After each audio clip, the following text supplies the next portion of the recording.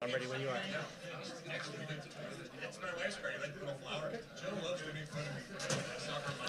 Good morning.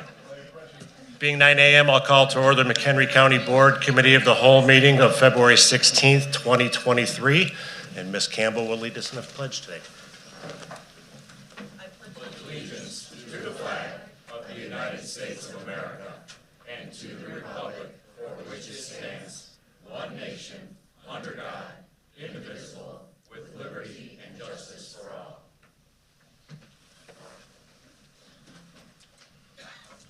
Okay, Kathy, could you call the roll, please?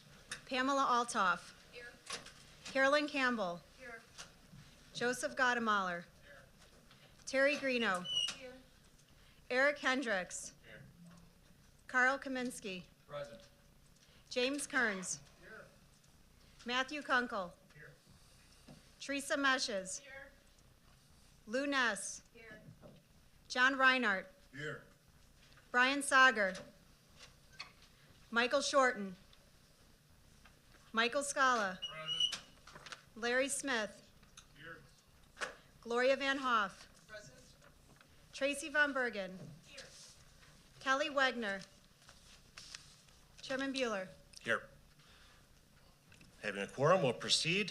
Today, in lieu of my comments, we will have my annual State of the County address.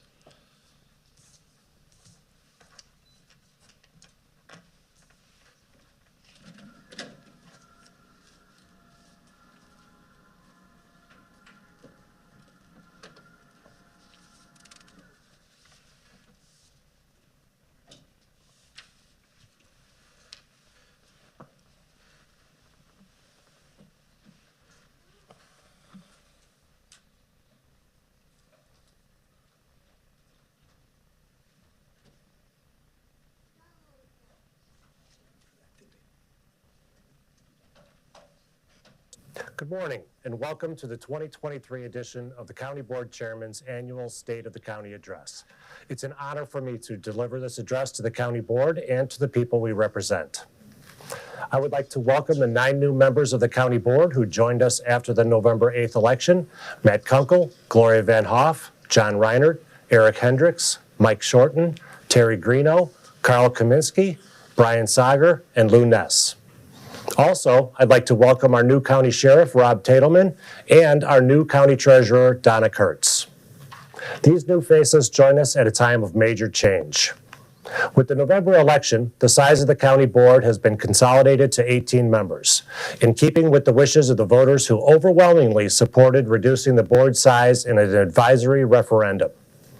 The way the County Board represents its voters has also undergone a transformation.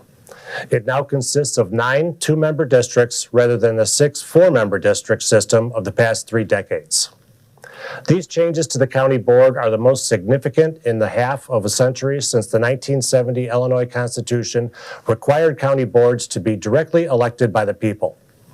It is our hope that these changes make our already responsive county government even more accountable to the public. We also have a lot of new faces representing McHenry County at the state and federal levels. The new legislative maps drawn by the General Assembly following the 2020 U.S. Census have significantly changed McHenry County's representation in the General Assembly and the U.S. House of Representatives.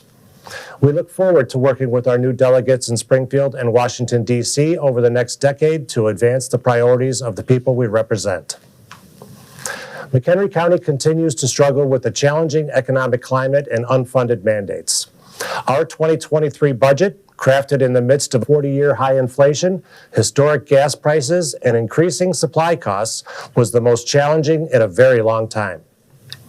While McHenry County's long history of fiscal prudence helped us weather this storm, just as it did with the Great Recession and the COVID-19 pandemic, the County Board, for the first time in 12 years, was forced to approve a minor levy increase. While many other local governments have chosen to seek the maximum tax levy they can, our financial resilience meant that we only had to seek a 1.4% increase, or an extra $990,000. That's not even 1/3 of the 5% that local governments were allowed to take under the tax cap. As a testament to our ongoing fiscal responsibility, McHenry County last year was awarded, yet again, the Triple Crown Medallion from the Government Finance Officers Association for winning all 3 awards the GFOA bestows for financial reporting in a single year. Our county is among the best of the best when it comes to fiscal stewardship, and I'm confident that our finance department, county administration, department heads, countywide elected officials, and the county board will again rise to the challenge as we soon begin to craft the 2024 budget. McHenry County's financial discipline is much more than a talking point. It allowed us to dedicate the first half of our American Rescue Plan Act funding, almost $30 million, to our groundbreaking Advanced McHenry County program. While many Illinois governments use their COVID-19 relief funding to shore up their own budget shortfalls, we chose to invest it directly into our communities, into programs that would be self-sufficient after their initial funding. The very first Advanced McHenry County Awards had just been granted when I delivered last year's address. And let me tell you, I'm very proud of what is accomplished so far over the past year. 2 of our first advanced grants were among many targeted at helping train the next generation of skilled workers.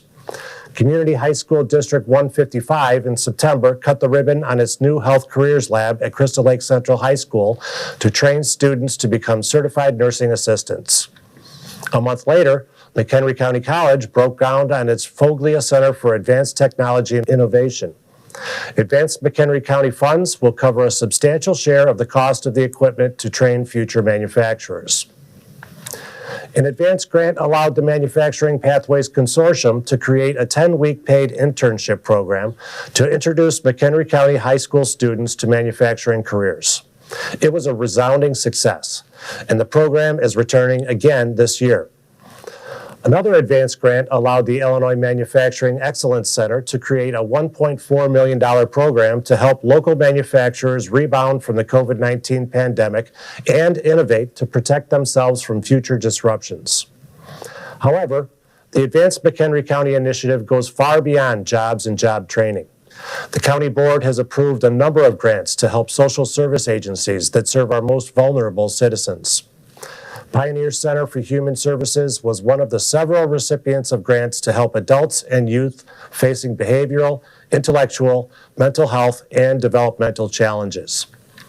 A grant to the United Way of Greater McHenry County restored the pre-COVID operational capacity of 3 local agencies serving disadvantaged youth. We awarded 3 grants to help people facing housing insecurity, 2 of them to agencies that help people escape domestic violence and recover from addiction. And a grant to Northern Illinois Food Bank helped combat food insecurity by purchasing food and helping fund a home delivery program. Advanced McHenry County success stories keep coming in. In just the past few weeks, Woodstock District 200 officially dedicated its new manufacturing and metals lab at Woodstock North High School, and the McHenry County Housing Authority officially cut the ribbon on its new headquarters in Crystal Lake. I can't stress enough how extremely proud I am of Advanced McHenry County, from the unique and meaningful proposals that came before the county board to our dedicated staff that thoughtfully considered each one. Our Finance and Audit Committee is now in the process of deciding what projects to fund for the final round of grants over the next few months. McHenry County's residents, like all Americans, are concerned about crime. Maintaining public safety is one of government's primary responsibilities, and McHenry County continues to rise to the challenge and do everything that it can. Last June, the McHenry County Sheriff's Office officially launched its countywide police social work program, which supports officers from 17 participating police departments with 4 full-time social workers to help bridge the gap between law enforcement and McHenry County's network of social service providers. In its first 6 months, the social workers handled 495 referrals from police officers, getting help to people who need it. This program is a model of intergovernmental collaboration that is making a difference, and I'm excited to watch it grow. The Pretrial Fairness Act and the Safety Act passed by the General Assembly have eliminated cash bail, reduced penalties for certain drug offenses, and made other significant changes to how police and the courts fight crime. This county board made its concerns over several of these changes known in an October resolution. These laws also made some foundational changes to how law enforcement does its job. Among the changes that directly affect us was the acceleration of the deadlines for sheriff's deputies to be wearing body cameras to January 1st of this year. We were ready and had the training finished and the cameras in the field ahead of schedule. I want to thank former Sheriff Bill Prim and new Sheriff Rob Tatelman for their leadership and professionalism they have shown in implementing these changes. When it comes to training, our Sheriff's Office and other McHenry County law enforcement agencies will soon have new facilities. That's right, not one, but two, to hone their skills. The Sheriff's Office is moving ahead to convert the old Cary Village Hall into a public safety training facility for police and first responders. Demolition has wrapped up, construction is beginning, and we have an end of June target date for completion. And this spring, ground will be broken for the indoor law enforcement shooting range that will be built on a portion of village property as part of our intergovernmental agreement. Weather depending, the range building for our Sheriff's Office and local police departments will be finished by the end of the year. While the COVID-19 pandemic is largely behind us, McHenry County, like the rest of the Collier counties and the entire nation, continues to struggle with the scourge of opioid addiction, made worse with the nationwide surge in fentanyl deaths. In 2022, McHenry County lost 20 residents to opioid overdose deaths, and overdoses resulted in at least 135 visits to emergency rooms. Last year, the McHenry County Department of Health launched a monthly opioid surveillance and response report, and this year began offering free Narcan kits with training in order to stop overdoses before they become fatal. Since 2017, following a significant spike in opioid-related deaths, the McHenry County State's Attorney's Office, in collaboration with the Substance Abuse Coalition, Northwestern Medicine, and the McHenry County Mental Health Board, has offered a Way Out program to give addicts 24/7 access to treatment by simply walking into any police department and asking for it. No questions asked. The program continues to see positive results and good outcomes, and I want to thank the participating agencies for their ongoing success. Last year, our state's attorney's office secured a $3.4 million settlement with a number of opioid manufacturers and distributors for their role in this national tragedy. This money, as it gradually comes in, will be spent to augment our abatement and intervention programs. Litigation is still ongoing against other opioid manufacturers, as well as nationwide pharmacy chains. Thank you to State's Attorney Pat Keneally and his office for continuing this fight to hold the opioid industry accountable. Coroner Mike Reen continues to modernize the office and bring it closer to receiving professional accreditation through the International Association of Coroners and Medical Examiners. We would be the third Illinois county after Kane and Lake counties to receive this professional designation. The coroner's office isn't the only one in which a new face is advancing change and reform. In the years since we appointed Diana Hartman as our new regional superintendent of schools, she has worked diligently in cooperation with county administration to return professionalism and financial stability and accountability to the office. In December, the ROE relocated to McHenry, where the extra space will allow it to better serve the county's teachers and students, especially with the addition of a Pearson testing lab to administer GED tests and more than 200 industry exams. Next month, our finance department, which deserves its own space with the vital work that it does, will relocate from administration to the office that the ROE vacated. We continue to expand and improve our communications with residents over the past year to keep pace as the way that our constituents get their information evolves. Staff made substantial progress on a communications strategic plan and conducted a communication survey to which more than 600 people responded to share how they receive their county news and what they would like to see. We continually strive to make McHenry County government the most open and transparent government in the state, and last year was no exception.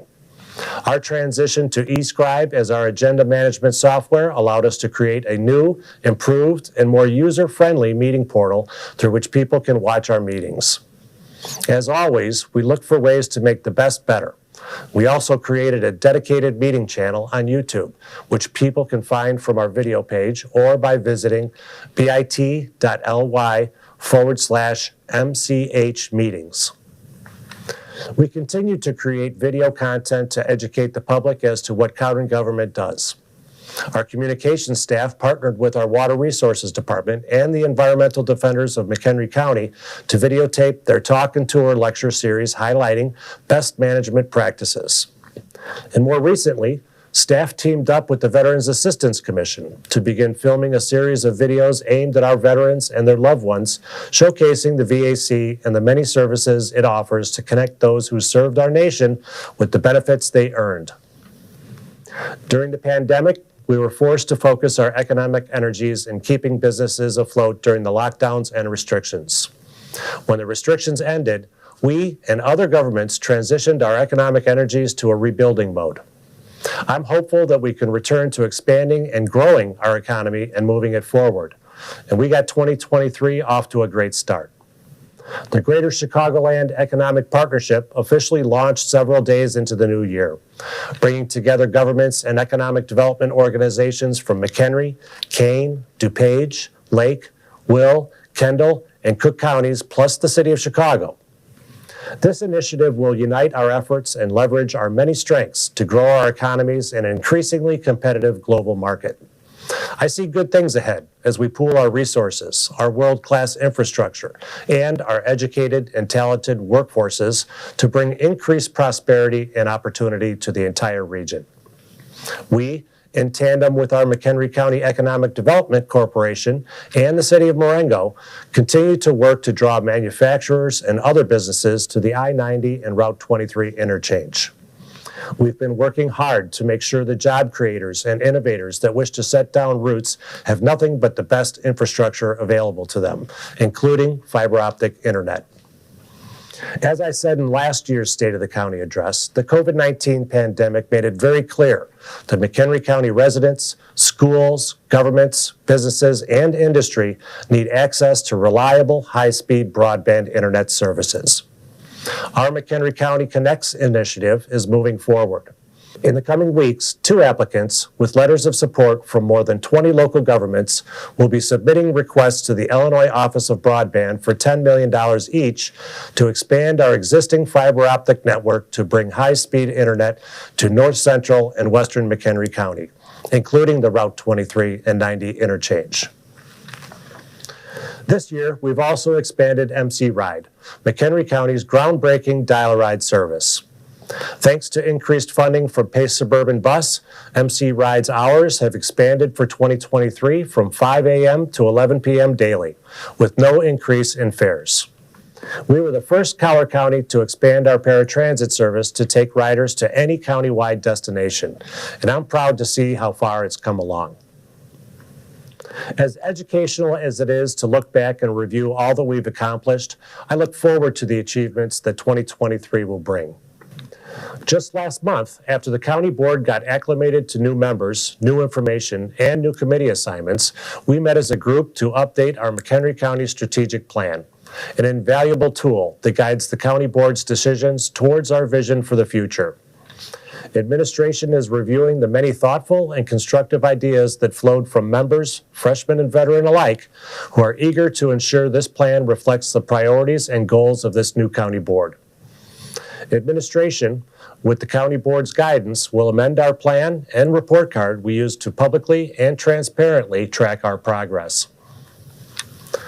The county board isn't the only group that's engaging in long-term planning. Since fall of 2021, our McHenry County Division of Transportation has been hard at work engaging with the public to develop the McHenry County Moves 2050 Long-Range Transportation Plan.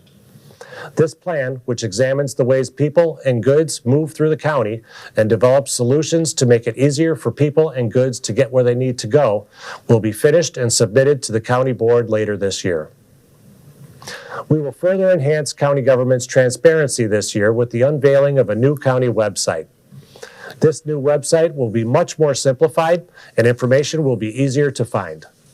It will more prominently feature video and its design will be optimized to run on mobile devices. Also, It will feature a translation button powered by Google Translate so that McHenry County residents who need information or access to services can find them in their native language. In 2023, McHenry County Connects will officially move from the planning and bidding phase into reality. By the end of the year, we expect work to begin on the Northeast expansion of high-speed broadband internet, bringing it to underserved people in Hebron, Richmond, and Spring Grove. And finally, a project that this county board has wanted for years. A memory care unit at Valley High Nursing Home will begin coming to fruition.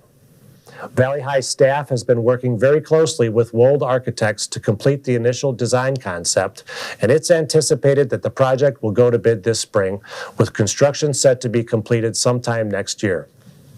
Valley High set a record in 2022 for admissions, and the addition of this memory care unit will allow Valley High to continue its tradition of excellence for our county's seniors and their loved ones.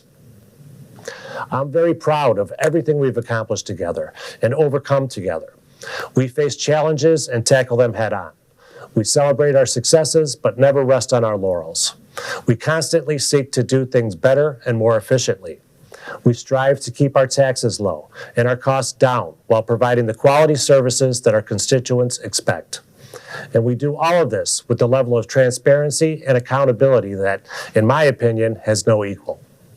In my 2 years as County Board Chairman, I've come to realize that McHenry County government is the most professional, the most advanced, and the most responsive in Illinois.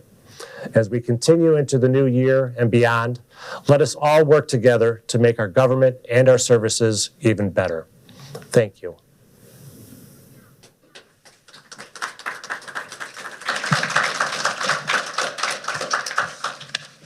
Okay, we'll move on to members' comments. Do any board members have comments this morning? Ms. Altoff? Thank you very much, Mr. Chairman. I took advantage, and you all have in front of you a presentation that the Fox Waterway, as their liaison, I'm doing this, that the Fox Waterway does whenever they are invited to a boat show or to a clean water symposium or just, anywhere that they're invited to speak. It really gives you an opportunity to see what their mission statement is and all the activities that they truly engage in to keep the Fox Waterway clean, healthy, and usable for boaters, as well as other recreational activities. So if you take a moment, please look at it. If you have any questions, always here to answer them and guide you to the right directions. Thank you. Thank you, Ms. Altoff. Any others? Seeing none, we'll move on to public comment. Please remember, according to board rules, this is your opportunity to directly address the county board. Any person wishing to address the county board on any question shall be provided not more than 3 minutes at the time allotted with a 30-minute limit. And if the red light comes on in front of me, you'll be asked to please summarize your comments. And due to the volume of comments expected this morning and in the interest of time, if a comment preceding yours mentions something you were going to say, I respectfully ask that you consider not repeating what others have also already stated. And finally, in the spirit of conducting an orderly and efficient meeting, I request you refrain from applause during public comments.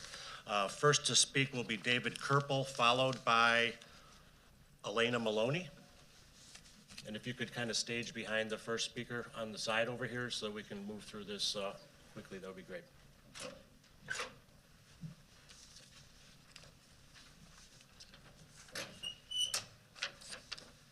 Good morning. My name is David Kerpel. I am the founder of a nonprofit called Forever Home Dog Sanctuary. It's been a dream of mine my whole life to rescue as many dogs as possible. And last year I started on that dream to create a nonprofit, which we did in February of 2022. We incorporated, and in July we became a nonprofit. So for the last 13 months, we've been looking for land to open up our sanctuary. And we have found a 5-acre parcel in unincorporated McHenry County, which is in Richmond. And fortunately for McHenry County and for myself, you guys actually are the only counties that have a specific zoning allowance for an animal care shelter. So the use is allowed, which was very refreshing to hear. But we do need a variance because the existing structure is a pole barn, which is about 100 by 200 feet, and part of it is within 100 feet from the lot line, and part of it is not. So obviously, we'd like to use all of it to keep the dogs inside and for play area. So to make sure that we are in conformity with all the zoning and other rules of McHenry County, we're going to have a caretaker on premises 24 hours a day to make sure the dogs are healthy and safe and that they're not creating a nuisance. We are also going to insulate the pole barn to reduce noise. We're not going to obviously let them out at night. Basically, whatever provisions you have to ensure that we're going to ensure that we're in conformity of that. What else? I want to find out if there's anything else. We do have a neighbor to the north of us that has had some complaints and has voiced some complaints. I think you're going to hear from them after me. We have gone through 2 hearings with the hearing officer, and from our initial site plan of having dog runs on 3 sides of the structure, north, east, and south, we have basically made concessions to address the hearing officer's concerns and the neighbors' concerns. We are now only going to have dog runs on the south side of the pole barn, which actually, those dog runs are actually outside the 100 feet line anyway. So we're really doing everything we can to make sure that everyone is satisfied, I guess, but we did get the recommendation at this point based on the site plan we have, and hopefully you'll grant the variance. Thank you. Thank you. Mr. Maloney? Yes. Followed by Kathleen Larimer. Good morning, board members. My name is Bill Maloney. I am counsel for Christopher and Linda Marzal. They are neighbors to the immediate north of the subject property. They are 30-year residents here in Richmond, and they have raised their 3 children on this property. Their property consists of their residence, a well-manicured backyard, which they use regularly, includes a pool, a sand volleyball pit, a fire pit, and a field goal post for recreational football. This proposed variation requested by Mr. Kerpel, who is not the owner of the property, he's only expressed an interest in buying the property, in the Marzal's opinion, will interfere with their recreational use and enjoyment of their property. There will be a cacophony of noise.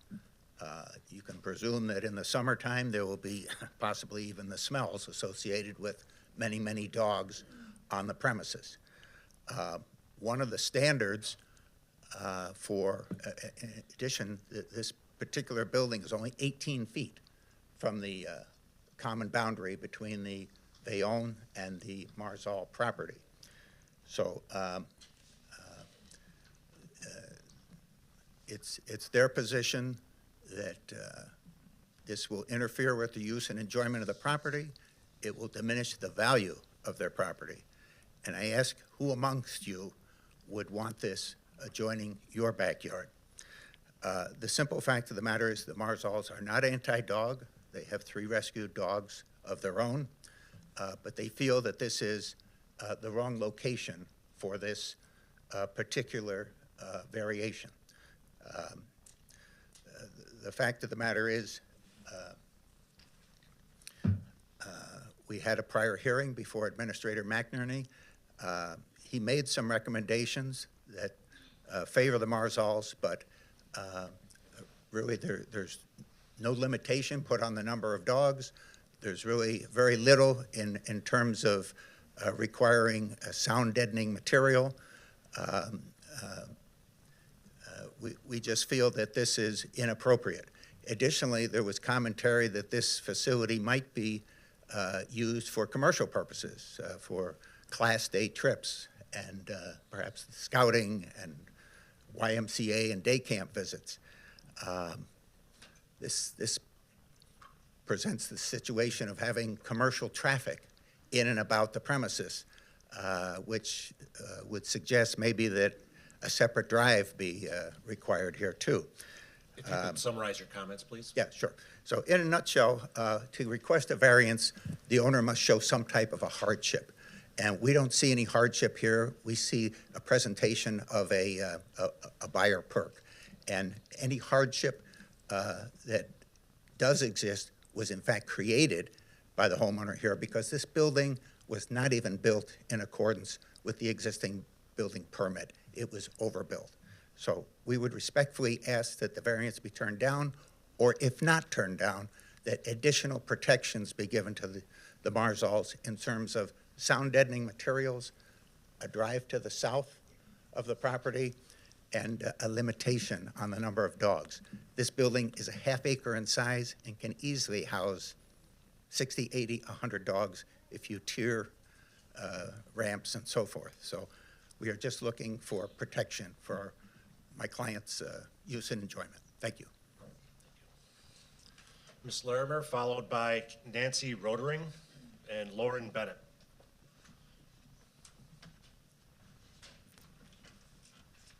Good morning. My name is Kathleen Larimer, and I'm from Crystal Lake. I had something all prepared. I revised it, and this morning I threw it out, simply because I am too angry to read something that I prepared to read to you or to say to you. This is my son. Today should be his 38th birthday, and instead of celebrating his birthday, I'm going to go by the cemetery and say aye. Because John was killed in a mass shooting 10 years ago. And in that 10 years, nothing, and I mean nothing, has been done to stop it. So that is all I'm going to say today, except that I love seeing all the red. Thank you. Ms. Rodering, then Lauren Bennett, followed by Diane Waltmeyer. Good morning. I'm Highland Park Mayor Nancy Rodering. On July 4th, like you, we were celebrating our patriotism at our parade. Our joy was shattered by one young man shooting 83 rounds in under 1 minute from a legally obtained weapon designed to devastate as many human bodies as quickly as possible. Until a mass shooting arrives in your front yard, you really don't understand the magnitude of the devastation. The U.S. Department of Justice tells us that the impact of this 1 minute event will last for decades, if not lifetimes. It's incomprehensible. We remember the 7 individuals who were taken too soon, and we keep the 4 injured, so many still trying to recover from devastating wounds, and their families in our thoughts. Highland Park's story includes 8-year-old Cooper Roberts, who just went to a 4th of July parade with his family, and as a result missed the beginning of 3rd grade because he was still hospitalized, learning about living forevermore in a wheelchair with PTSD. His statement on his first day back to school, if I hadn't been shot, if I hadn't been paralyzed, if I hadn't been in a wheelchair, it would have been a perfect first day of school. Think about that. He's 8 years old. Our story includes 2-year-old Aiden McCarthy, still asking for his mom and dad, who died shielding their only child during a family celebration of freedom. It includes the Toledo family, all 17 of them, who directly experienced what happened to their grandfather's head when it was hit by a high-velocity gunshot. Shooters using assault weapons and large-capacity magazines regularly and randomly wreak terror and carnage throughout our country, as recently as 2 days ago. It's not only the loss of life, but it's the loss of living freely that's impacted.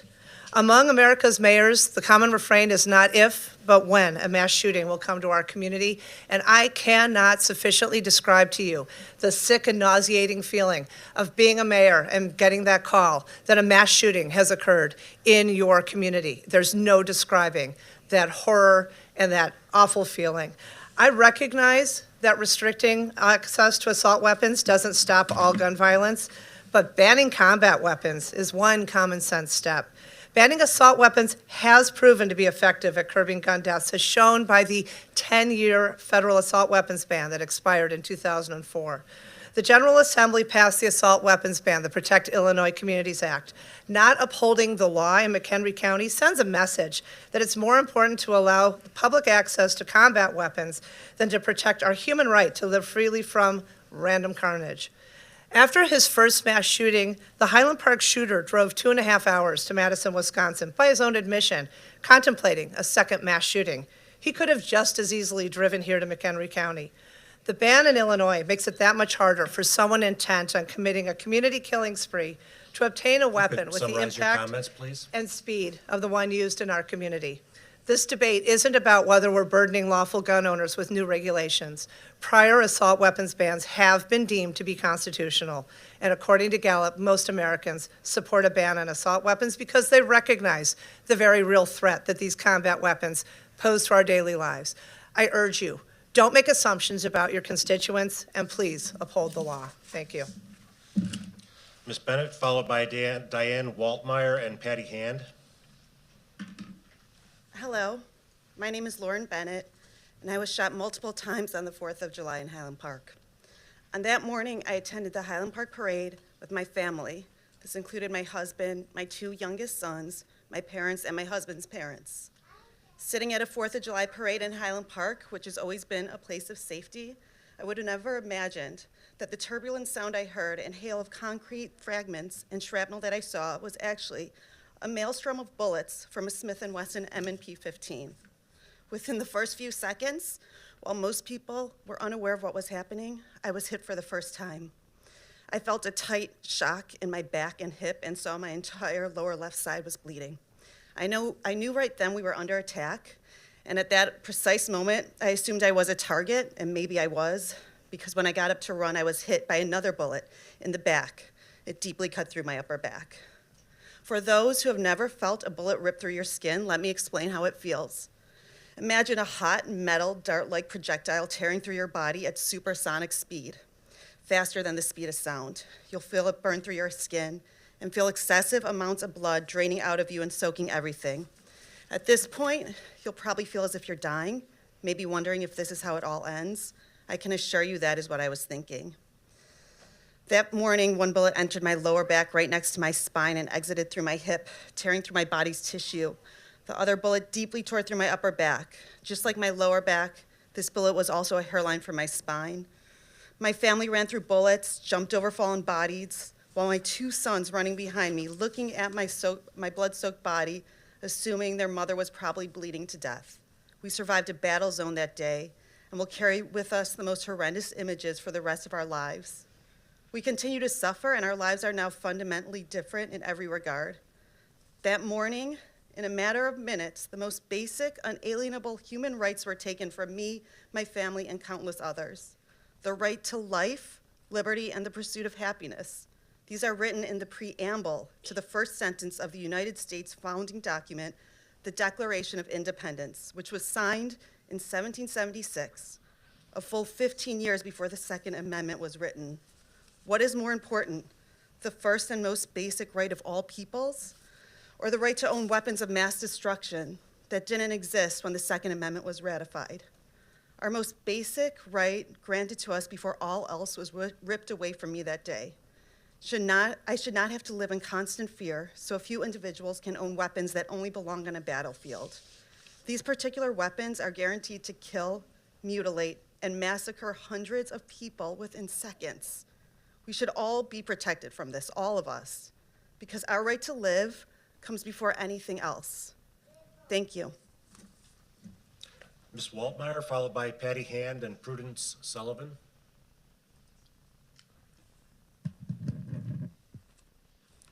My name is Diane Waltmeyer, 5202 Shore Hill Drive, McHenry.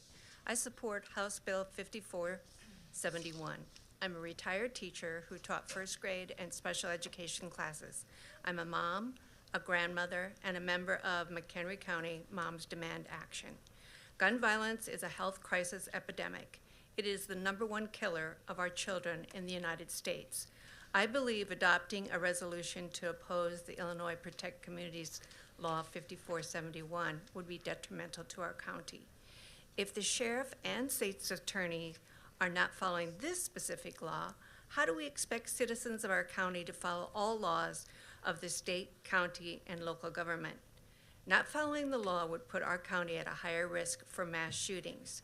There has been 67 mass shootings in 2023. Would we want our county to be in the national news in the event of a mass shooting happening here? People move from Chicago to the suburbs to get away from gun violence. Why would they move their family, their children, to a county that doesn't enforce safe gun laws?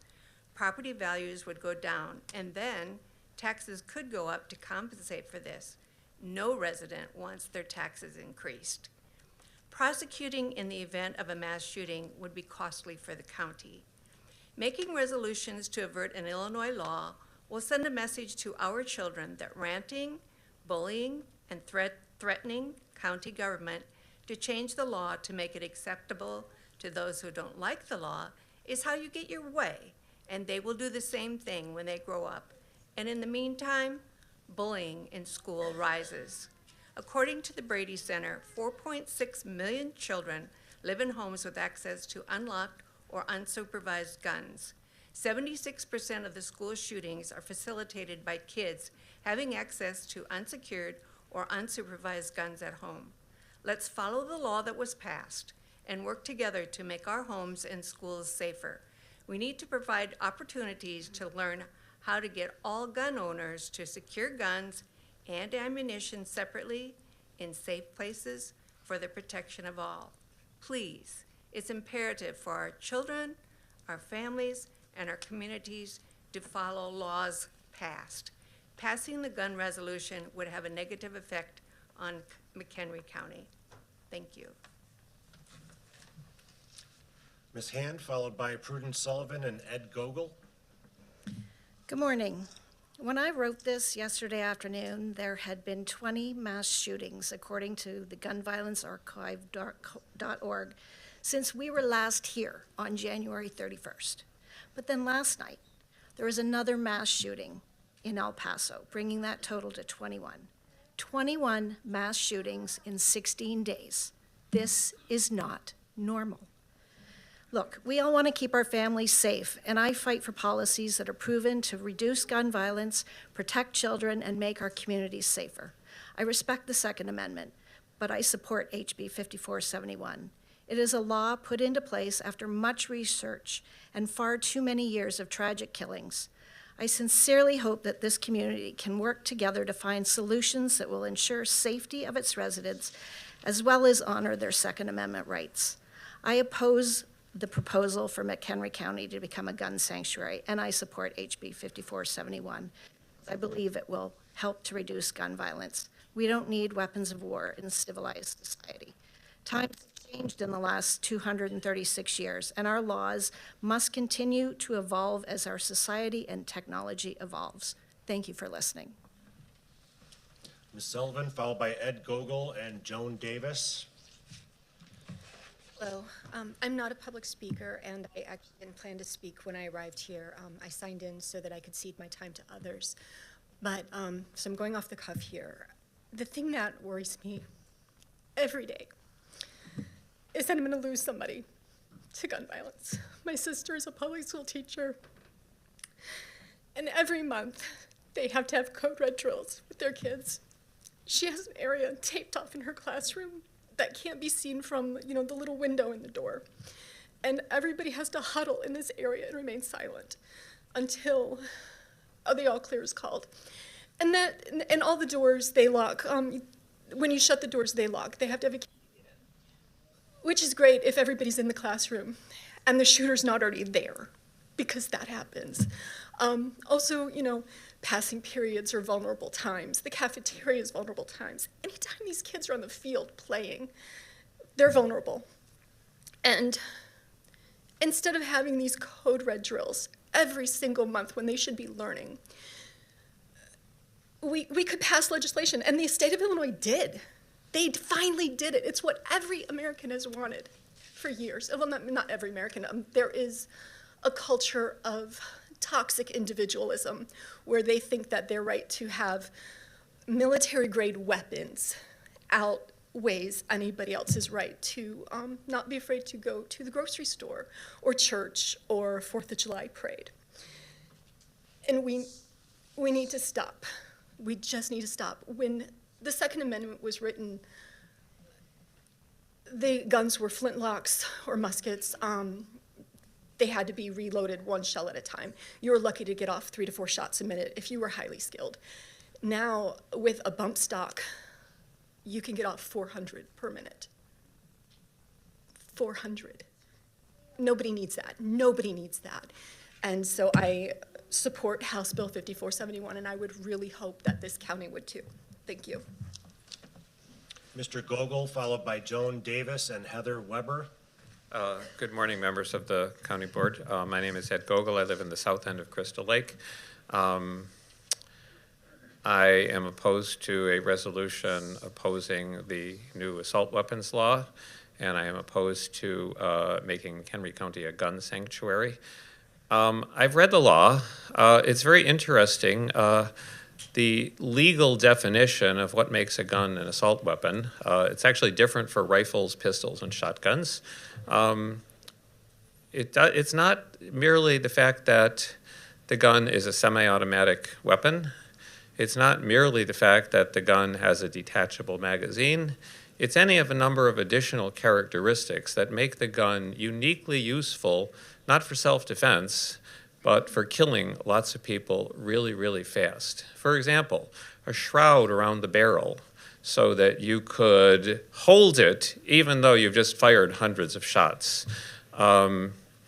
A pistol grip so you can stand and go like that. This law really, and it only is banning new sales. It's not confiscation. It requires a lawfully registered lawfully purchased weapons heretofore to be registered. It's not confiscation. It's not a panacea, but it will help reduce the flow of these mass killing machines into our communities. I stand with my colleagues and friends here who, they've been shot, they've had relatives who've been shot, they've had friends who've been shot. I have a coworker whose wife was killed in the Highland Park shooting. I think it's insane that we allow these weapons. The Second Amendment, our laws, the right to firearms is situational. It's just like automobiles. We control where, when, and how for the safety, the public safety of us all. I'm grateful for our sheriffs to be here to keep us safe. I'm very, very glad the law says no firearms right here. The Second Amendment is not, it did not come down from God. It may protect our right to firearms for personal defense in the home, etc. But to pass any sort of resolution condemning the new law or to declare McHenry County a gun sanctuary. I'm particularly concerned. I would like the county board to rebuke Sheriff Tatelman, because I think what happens if Sheriff Tatelman, he went out and he said, look, I'm not going to enforce the law. If somebody went out and bought an assault weapon, killed a bunch of people here, and McHenry County had not rebuked him, then the county could be liable.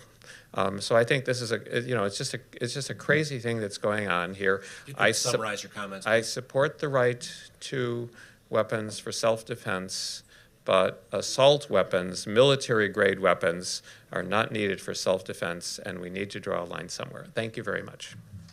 Ms. Davis, followed by Heather Weber and Tyler Duncan. Good morning. My name is Joan Davis. I've lived in McHenry County for 11 years. At 12984 Tallgrass Trail, and I appreciate this opportunity to express my view.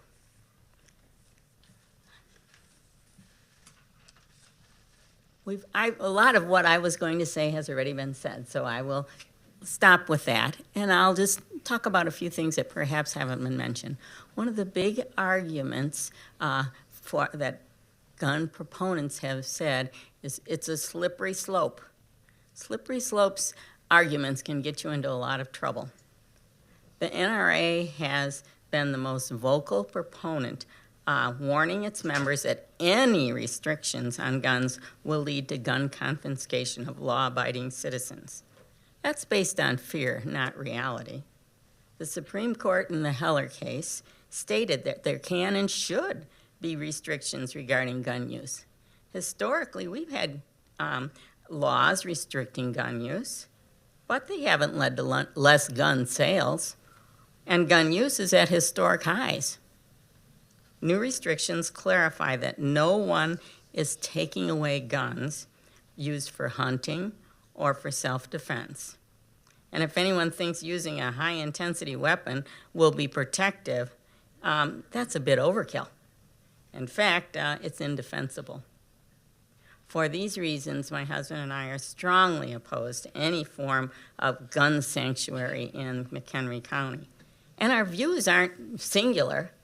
You've seen all these people here. There hasn't been a poll in McHenry County, but I can sure give you all kinds of reliable polls. Pew Research, University of Chicago. There was a report on Fox News. There's all kinds of reports that a majority of Americans say gun laws should be more strict. The latest poll in 2022 by the University of Chicago Harris School of Public Policy reported 71% of Americans say gun laws should be stricter, with even a majority of gun-owning households affirming they want more, not less, gun restrictions. Yet a vocal minority here in McHenry County wants less restrictions. We need to move forward, not backwards, so McHenry County citizens can live lives with less risk of gun violence. McHenry County Board, my husband and I both support these mainstream views, and I hope you'll listen to these mainstream views and vote no to the gun sanctuary resolution. Heather Weber. Tyler Duncan, followed by Melanie Johnson and Jean Fisher. Good morning. My name is Tyler Duncan. I'm here on behalf of Second Amendment Sports, located in McHenry, a lawful, federally and state licensed dealer in Illinois. I'm here to reiterate a couple things I said at the previous committee hearing. This law was not passed for the people, by the people, regardless of what you hear. Opposition to this bill via witness slips, opponents were in excess of 4 times more than proponents.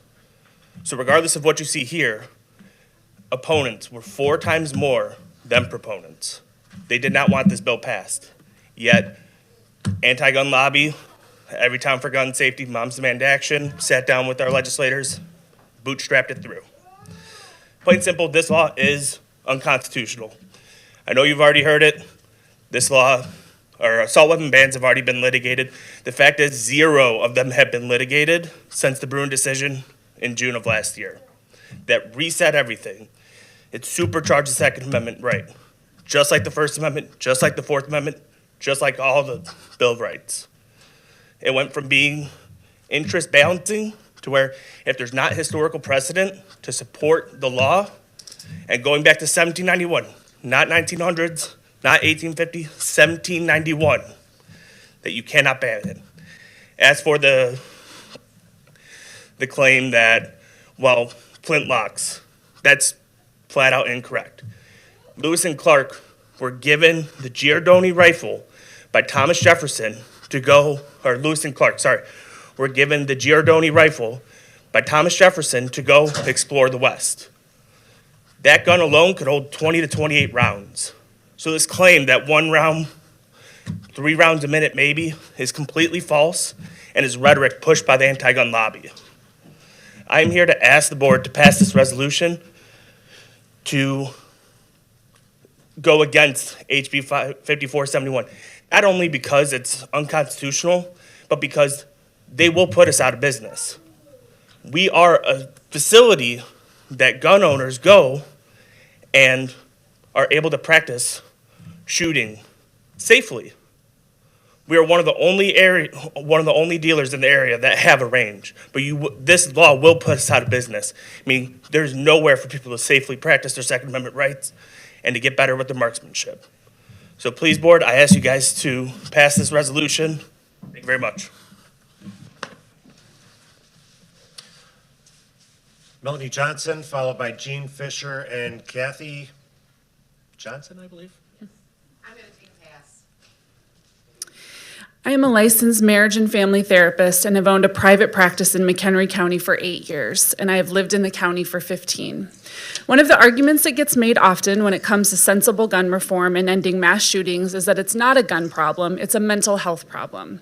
A research group called the Violence Project concluded that there are 4 major identifiers prior to a mass shooting. Those identifiers are childhood trauma, an identifiable crisis point, so job loss, bullying, divorce of parents, the need to blame someone for that crisis, and the opportunity to conduct a mass shooting, so having access to firearms. When it comes to mental health, therapists, school social workers, and psychiatrists are doing the best that we can to address those first 3 identifiers by helping those suffering from PTSD, anxiety, and depression in our community. Thankfully, we have a strong mental health board that has worked tirelessly to develop a free resource called the McHelp app that anyone can download onto their phone and get instant access to a therapist on call. This is an amazing resource that we all have at our fingertips for free. Additionally, we now have a national number, 988, that anyone can call during a mental health emergency and get immediate assistance when needed. My counseling practice offers free and reduced fee counseling for any resident of McHenry County. Our goal is to provide hope and healing to our community, and we will not accept lack of financial means as a barrier to therapy. Even though we are doing our best to address mental health issues in our county, we can ultimately only help those who want help. Just like those in favor of this resolution don't want anyone coming into their homes and taking their guns, which isn't happening anyway, we cannot just walk into people's homes and fix their mental illness if they don't want it. Mental illness and even a broken mental health system is not unique to the United States, but mass shootings are. The mental health professionals of McHenry County, we are doing our part to address those first 3 indicators of a mass shooting. I now ask you, the board, to do your part and address that 4th indicator, which is access to a firearm. Shouldn't our mutual goal be to do the least amount of harm possible? Fully eliminating gun violence may not be possible, but giving more access to military-style weapons is increasing the risk for mass shootings. And if mental illness is the issue, shouldn't we want to give less access to firearms for those who are mentally ill? According to the Kaiser Family Foundation, firearms are now the #1 cause of death for children in the United States. The U.S. has seen a 42% increase in the rate of child firearm deaths in the last 2 decades. My 11 and 13-year-old boys are now more likely to die by gun violence than any other illness or tragedy. This is entirely unacceptable and preventable. Just this week, there was another shooting at Michigan State University. Same story, different day. At least one of those students who survived that shooting also survived the mass shooting at her high school in Oxford, Michigan, where 4 students were killed in 2021. I thank the board for all you have done in the past year to aid and support mental and behavioral health in McHenry County. However, voting yes on this resolution is the same as pouring money and resources into preventing lung cancer and heart disease, but then opposing the ban on indoor smoking. Voting yes is in direct opposition to all the amazing work you have done to help our county. Please vote no on the resolution opposing HB 5471. Thank you. Okay, we've reached our 30-minute limit. If the board is inclined to extend, I'll entertain that motion. Mr. Kaminsky, seconded by Ms. Meshes. All in favor say aye. Aye. Against? Okay. Ms. Fisher, followed by Gordon McGrew and Jim McGrath. Thank you. My name is Jeannie Fisher, and I was born and raised in Chicago and moved out to McHenry County about 4 years ago to be able to have our horses on property. I currently live on Route 23 in Marengo. I didn't intend to speak today either, but I feel like I'd like to at this point. I am a retired Illinois public school teacher. I participated in many active shooter drills. I want to tell you a little bit about the students I teach. I teach the most severely disabled students that can still attend public school. They have severe intellectual disabilities. They are in wheelchairs. They have feeding tubes. They have nurses in the classroom and on the bus. I teach still children with severe developmental disabilities such as autism, who are extremely fearful when they have to encounter in their school day something that they don't understand. Has anybody in this room or on this county board had to take students like that into a small bathroom with 3 staff members? I can't explain to them. I can't tell them what's going on, okay? They're terrified. And this has become a part of every school day in America. It's just beyond my comprehension how this country we've reached this point. I am here to protect our most vulnerable citizens. In my case, it's students with disabilities so severe they can't walk, they can't talk, they can't eat. And I have to take them into a closet? Has anybody here had that experience? It shouldn't be. I am a voter in McHenry County, and I support House Bill 5471, and I ask that you all do too. And you all think of these students, our most vulnerable citizens, and ask yourself why we're doing this. Thank you very much. Mr. McGrath, followed by Abby Callard and Tim Beck. Good morning. My name is Jim McGrath. I'm a resident of Barrington, just 2 miles outside of McHenry County. I travel through McHenry County a lot, attend meetings here at McHenry County College and in Crystal Lake, et cetera. I'm here to speak against the gun sanctuary county and for protecting the Illinois Communities Act. Laws define our rights. So deciding not to enforce laws is deciding not to protect our rights. I want to give you some history on these assault weapons.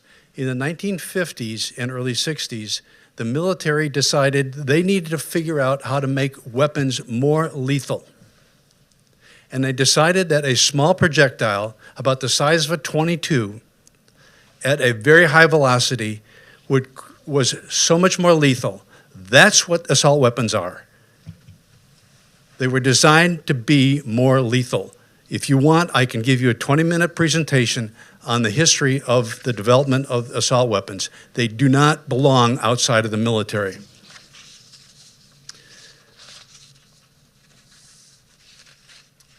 The other thing I've heard in speakers is that laws don't prevent criminals from getting weapons.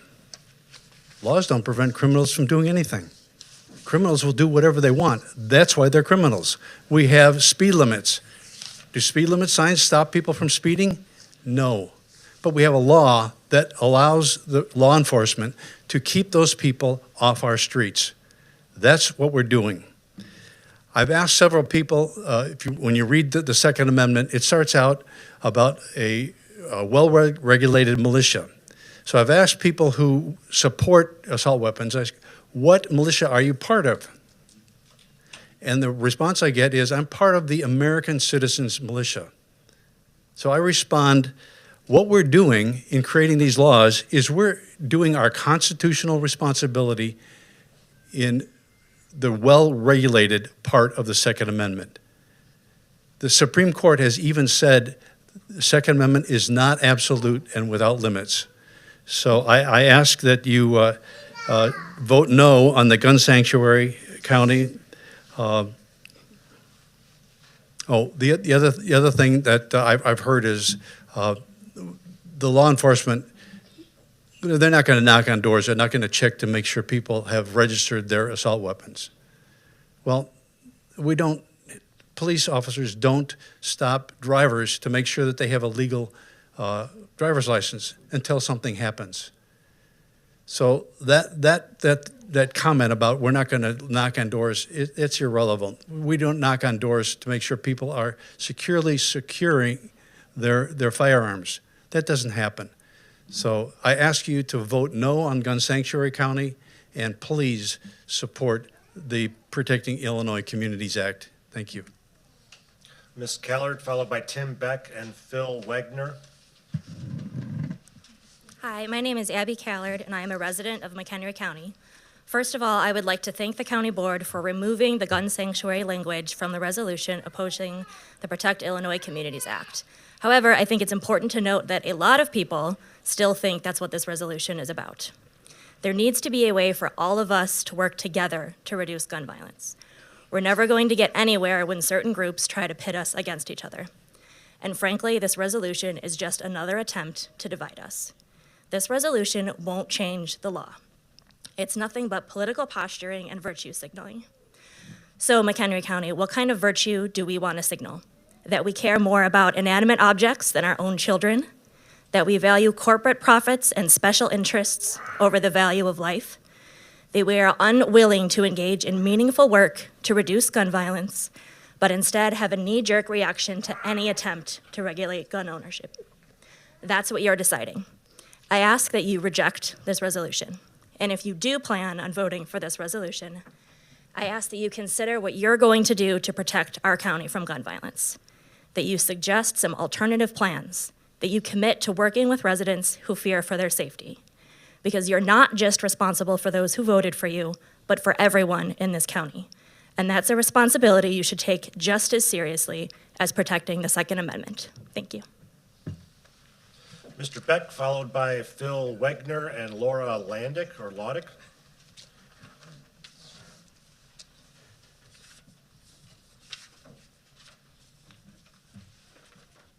My name's Tim Beck. I live in McHenry, and I'm pleased to, I was pleased that I read the current draft of the county's resolution, primarily because it starts with an acknowledgement by our county elected officials that they have sworn an oath to the U.S. Constitution. The Bill of Rights is a list of all those rights that are guaranteed to each and every one of us, regardless of whether you're a Democrat or Republican. Please don't lose sight of that fact as you discuss and vote on this resolution. An individual's rights under the Constitution shall not be infringed. In my opinion, the issues about HB 5471 that our county citizens have been discussing these past several weeks are simply a subset of the larger issue that's confronting our country as a whole. By definition, conservatives want to preserve what America has always been about. Unfortunately, some people have an agenda to fundamentally transform our country. They believe the government should be used to define what we need. The Second Amendment is an unalienable right. This is not a debate about needs. We all have a desire for safety. And I'm a strong advocate for our men and women in law enforcement and the military, because keeping us safe from harm is a legitimate role of government. The government also has an obligation to protect our rights. And individuals' need to feel safe should not infringe on another person's rights. We all know, as has been expressed, criminals and evil people do not care about laws passed by the Illinois legislature. They also do not care about an assault weapons ban passed by the city of Highland Park. Obviously, a few people believe that somehow HB 5471 is going to somehow be more effective than the Highland Park assault weapons ban.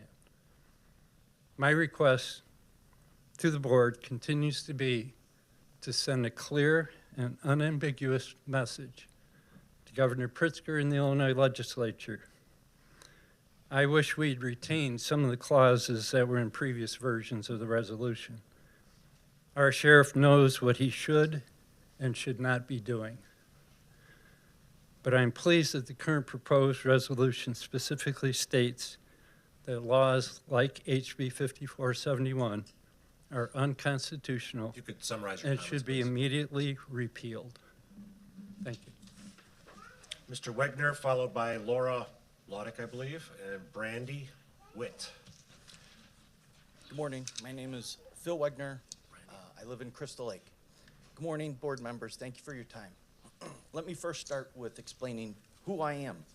I was born in McHenry County, and I've lived here for most of my life. I'm the son of a Marine, and I joined the Air National Guard when I turned 18. I was in combat communications. This means that my mission was to secure a runway and to establish communications before planes arrived. I served in Kuwait. I served in Hungary, bringing troops into Bosnia. I was a nerd with a gun, but I knew that my mission was serious and that having quick access to a weapon was important. I took it so seriously that I joined a marksmanship team. This team did quite well, despite my help. So, as you can tell, I was part of that well-regulated militia the Second Amendment speaks of. Now, you probably have heard that an AR-15 is necessary to protect people. Protect them from what? There's no runway here. There's nothing to secure, like a runway. Yes, you have the right to feel safe, as much as I have a right to feel safe. But I'm here to plead with you, county board members, to stop. Just stop this heightened rhetoric. It's not helping anyone. It's not healthy. I'm also for gun ownership. I actually have my FOID card. I'm for a conversation, not heightened rhetoric. To motivate a voting base, there should be limits on all rights. You can't endanger people with your free speech. You can't scream fire in a crowded movie theater. There are and there should be limits. You leaders were chosen to represent us, and that's what we're asking you to do. Be leaders. All of us that are parents know that we have a responsibility to set good examples for our kids. By establishing house rules, we eventually earn the respect of our children. They all have their poor decision-making moments. Is it wise if your kid hears, "Don't listen to your parents, they're too controlling. Do whatever you want"? No, it's not wise. You know what that's going to lead to. Now, before the next Sandy Hook, Uvalde, Highland Park,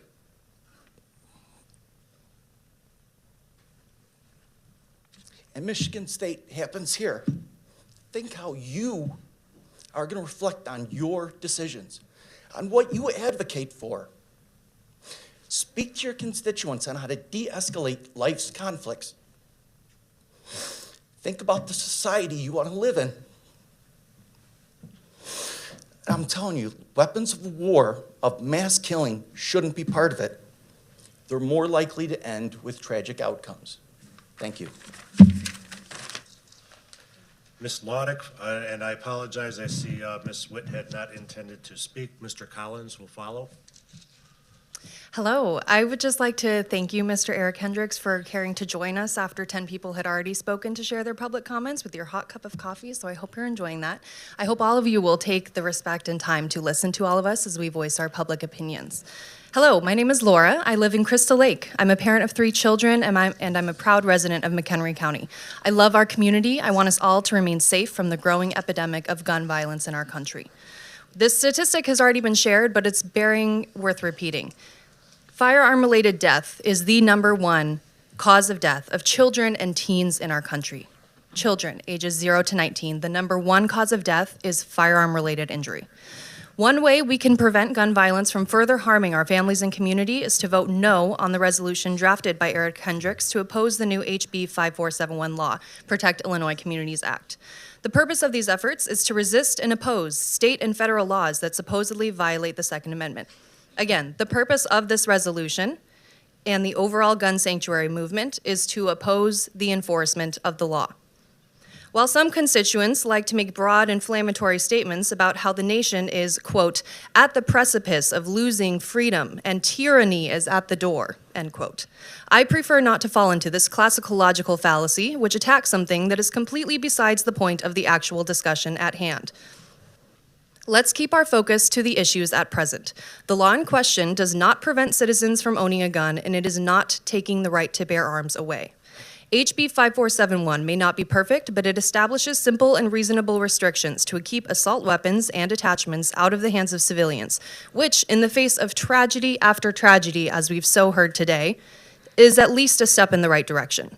These weapons and their attachments, which are restricted in the Protect Illinois Communities Act, are designed for killing as many people as possible, as quickly as possible. and have no place in our common society. You can have a gun in your home to protect your family. You can have firearms to enjoy the sport of hunting with up to 15 rounds. The law doesn't restrict that. So let's all please resist the urge to make this discussion about something it isn't. This is not about taking the fundamental freedom to bear arms away. I believe that supporting the resolution to oppose the law sends a terrifying message to the people in and around our town that the local government and police will decide which laws they want to enforce. It is not within the purview of the police force or this county board to decide which laws to enforce or determine what laws are or aren't constitutional. If the board votes yes on this resolution, it demonstrates that the board cares more about protecting the few people who insist they have a need or a right to have weapons of war with more than 15 rounds of ammunition than they care about protecting the children and people of our town that these weapons are capable of killing in a matter of seconds. I don't want Crystal Lake to become the next Highland Park, Uvalde, El Paso, Parkland, or so many others. Please support HB 5471 and vote against the resolution to oppose the laws established by our government. You are the government, so please do your job. Thank you. Mr. Collins, followed by Kathleen Anderson and Terry Capel. Thank you, Mr. Chairman and board members, for the opportunity to speak this morning in opposition to the resolution and HB 5471. I know many of you on this board and in the honor of serving with you. And I know that you have a desire to serve McHenry County and to work towards improving the county, making it a county that people and businesses want to make their home. This resolution fails to advance McHenry County in any meaningful way. It fails to meet any of the strategic goals that this board recently reviewed and previous boards have passed. In fact, this board requires each department, when presenting a resolution, to provide justification based on the strategic plan. Shouldn't this board hold itself to the same standard? So why is this resolution moving forward? Unfortunately, for purely political motives, and this board is being used to advance those motives. The question for this board isn't whether HB 5471 is constitutional. That is the purview of the court system. The question is whether this board has the courage to push back against those who, no matter the human cost, are not seeking solutions, but instead are simply interested in scoring political points with this resolution.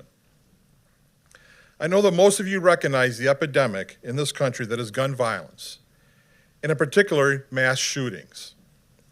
We were reminded this week that mass shootings are not predictable and can happen anywhere at any time. As a side note here, I find it ironic that we're being wanted coming into this building today, possibly for guns, and that this board in this building is so concerned about the possibility of somebody carrying a gun in here that they want to have the common citizenry wanded. Your vote Tuesday night will require political courage to do the right thing and vote no on this resolution. And I want to stress that, political courage. I recognize that many of you are under extreme pressure to support this resolution. It requires courage to do the right thing. I encourage you to be courageous and vote no on the resolution before you on Tuesday night. Thank you, Mr. Chairman. Ms. Anderson, followed by Terry Capel and Susan Labai. Kathleen Anderson from Huntley.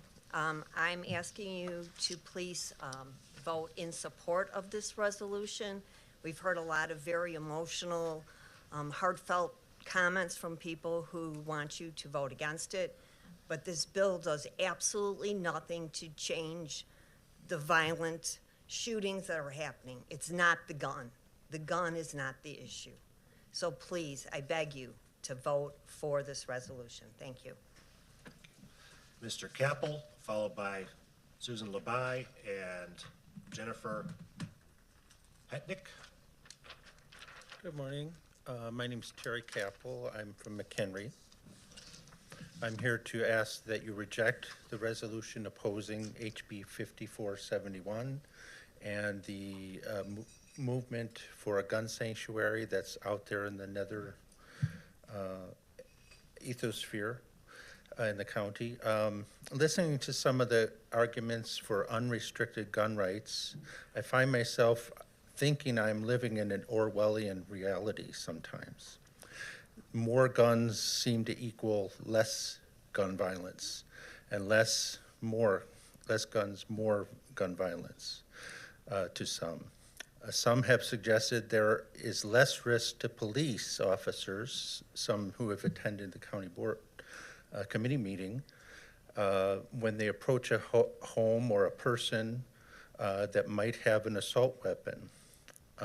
With what Orwellian logic would a gun that can shoot more bullets per minute be safer for a police officer or anyone else than a gun that shoots less? Is peace war and war peace? Some have suggested we cannot have the most modest gun regulations because laws might not be followed by some.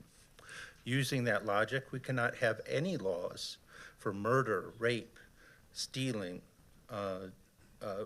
driving 85 miles per hour in a school zone because some of those laws might be broken. One of the most illogical arguments, which has been perpetuated for many years by the NRA, has been the exaggerated idea that good guys with guns will stop bad guys with guns. This may work all the time in action movies, but is exceedingly rare for a bad guy with a gun to be stopped by a private citizen with a gun. Bad guys have the advantage in a gun battle because the bad guy usually shoots first. During the attempted assassination of Ronald Reagan, the president was surrounded by Washington police officers and Secret Service. The shooter got off 6 shots in 1.7 seconds, wounding 4 people, nearly killing our president, and leaving James Brady paralyzed with wounds that ultimately he died of 8 years later. None of the thoroughly trained good guys with a gun even had time to unholster the guns. Some are even suggesting that we should arm teachers. Gun battles in schools, in our public places, is that really what we want in our county? To my mind, there is no reason why a private citizen should own a gun in a modern society. However, I am If you could willing. summarize your comments, please. I am willing to compromise with people with different points of view because we live in a democracy. Compromise is required in a diverse society. Saying we cannot stop all gun violence doesn't mean we cannot try to stop some. Let us support the modest step that the state has taken to try to save lives. Reject this resolution's rejection of the will of the majority. Thank you. Ms. Labai, followed by Jennifer Hetnick and Hillary Puro. Good morning. I appreciate the opportunity to come before you and speak in opposition to the resolution that's now before you. Recently, in the past few months, we've had a lot of discussion about the scope of constitutional rights. And I think it's been well established in our public discussion that all constitutional rights are subject to reasonable time, place, and manner restrictions. And I would say that as a common sense voter in McHenry County, I am proud that our state is among those that are leading the country in gun safety laws, and I applaud the work of our local McHenry County politicians who supported this effort in Springfield. And I would ask the board today to continue to send the message that McHenry County is a place to live where the rights of citizens to life and liberty and the pursuit of happiness, their continued right, are valued over the right to possess military weapons. These are dangerous instrumentalities that were never intended for widespread distribution in residential areas. I'd say, too, that it is really very disrespectful to the memory of what happened to our neighbors 1 county over on the 4th of July last year for this resolution to proceed. It's not too late to amend, table, or otherwise vote down this unfortunate piece of public policy. And I thank you for the opportunity to express these concerns to you today. Ms. Hetnick, followed by Hillary Pirro. Did you wish to speak, Ms. Pirro? Okay, Amanda Garcia would follow Ms. Hetnick. Hi, my name is Jennifer Hetrick. I live in Lincoln the Hills, and I have a couple of questions about your State of the County address that we witnessed. You talked about the number of opioid deaths that happened in a year, and I believe you said there were 20 opioid deaths, and that 20 opioid deaths seem to be a threshold for having a plan, for having a comprehensive plan of action to prevent those deaths. I'm assuming because somewhere along the line, each of you board members and you, Mr. Chairman, think that 20 deaths by opioids is too much. And so I respectfully ask every single one of you to give me a number of gun deaths that is acceptable. 20 opioid deaths is tragic, and none of those people should have died of opioid, and we should do everything we can to prevent those deaths. So I'm asking each and every one of you, especially those of you who are considering voting for this resolution, to give me a number of how many gun deaths are acceptable before we do something. I'm sorry, this isn't a rhetorical question. I'm asking for a real number from all of you. Mr. Chairman, any of you who plan to vote for this resolution, I'm asking you for the number of acceptable deaths. Okay. I'm asking for the number of acceptable mass shootings.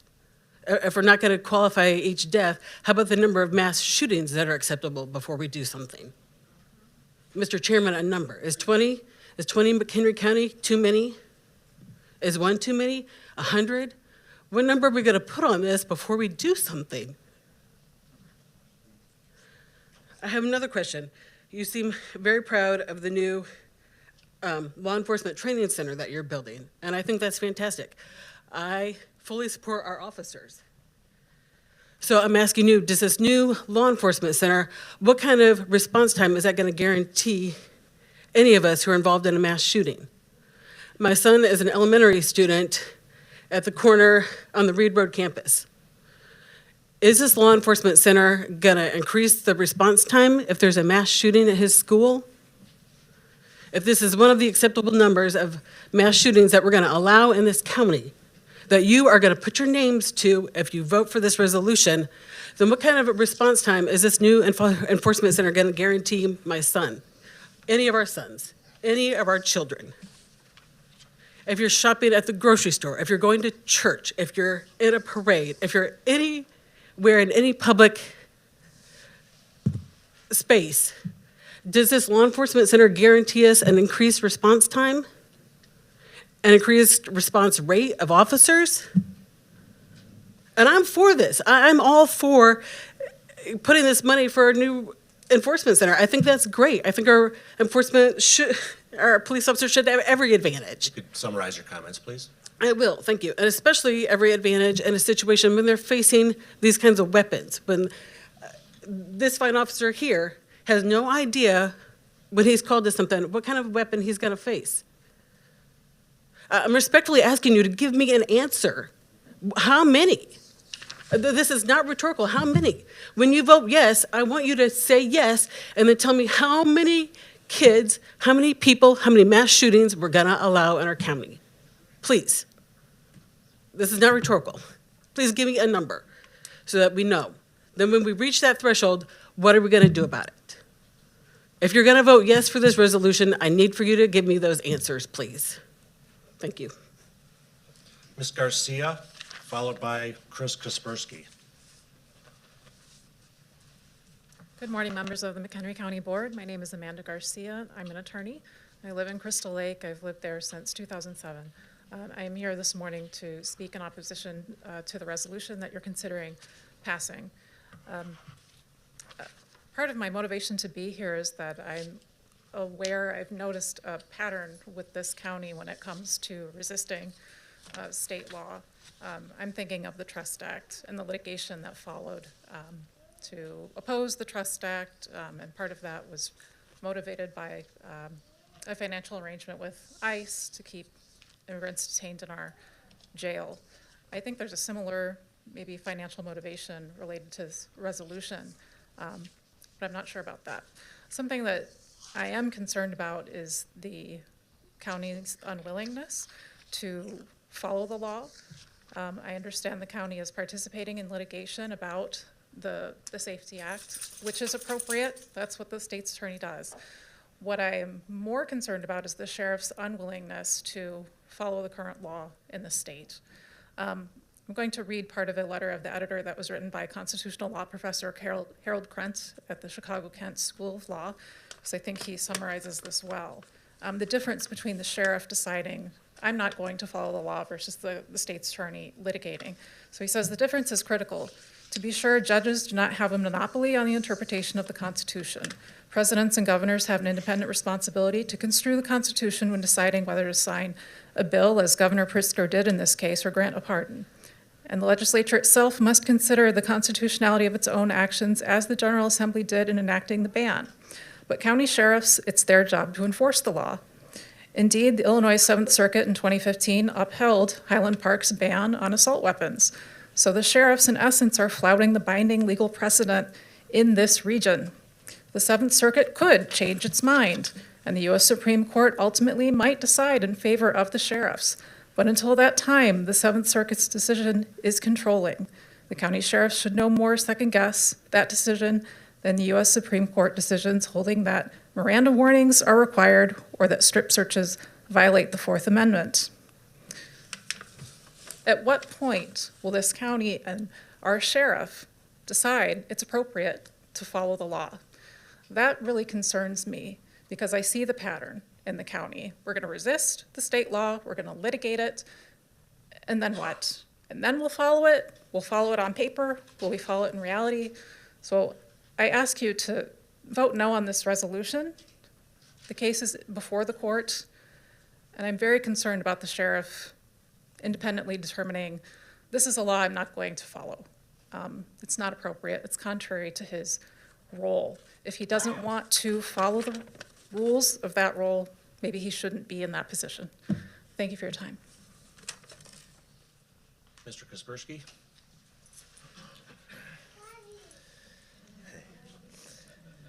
Hi, my name is Chris Kaspersky. I live in Ringwood. I rise today in solidarity with everyone else who, like me, has taken a solemn oath to support and defend the Constitution, the supreme law of the land. I took my oath in early 2009 when I enlisted in the U.S. Army as a combat engineer. I volunteered to go to war, to find, clear, and deny the enemy from using roadside bombs, landmines, and other improvised explosive devices, and find them we did. I served along some ferocious freedom fighters, people who never hesitated to go into harm's way and to do what others were afraid to do. I survived 3 roadside bomb blasts and many harrowing firefights, all in the name of fighting for freedom, or so we were told. In the aftermath of our disgraceful withdrawal from Afghanistan, where President Joe Biden relinquished the control of over $80 billion in actual weapons of war to our enemies, members of his party here in Illinois and across the nation are scheming to deny the purchase and punish ownership of the most commonly used firearms while disingenuously labeling them as weapons of war or assault weapons. These are not weapons of war. They're not. But we the people are weapons of war.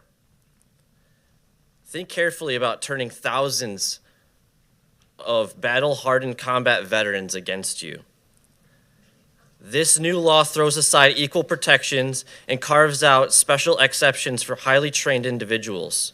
One notable glaring exception is that highly decorated, experienced, proven combat veterans are excluded, while jailers, police, and even brand new military recruits are all included.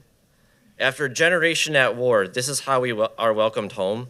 While Democrats and their activist groups seek to make criminals out of law-abiding citizens, we must decide whether we will flee the state, which many can't, fold and hand over our inalienable rights, or fight back. I implore you all to do the right thing, stand beside our sheriff and state's attorney, and proclaim that our rights will not be stripped away by a tyrannical majority. We won't go down without a fight, and I hope that these people don't push us to that, because I fear a lot more violence will transpire if we have to stand for our rights. Don't kick a hornet's nest, because this will defend. Mulan Labe. We have, that's the end of public comment today. No reports and presentations. We'll move on to new business. Do any members have agenda items they'd like to remove for discussion? Ms. Altoff? I apologize, I don't have it, but obviously, the resolution, the gun resolution is law and government. I don't have my agenda in front of me, sorry. 13A. Please, thank you. Mr. Gottemoller? Yes, there's 3 items, 14B, 16B12, and 16B23. B12? And 16B, all right, and 16B23. And 23.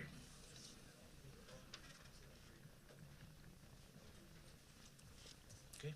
Ms. Von Bergen? 14A, I will need to abstain from that. Okay, you don't want to pull it, just abstain? Okay. Mr. Scala? 16, B as in boy, 2, 5.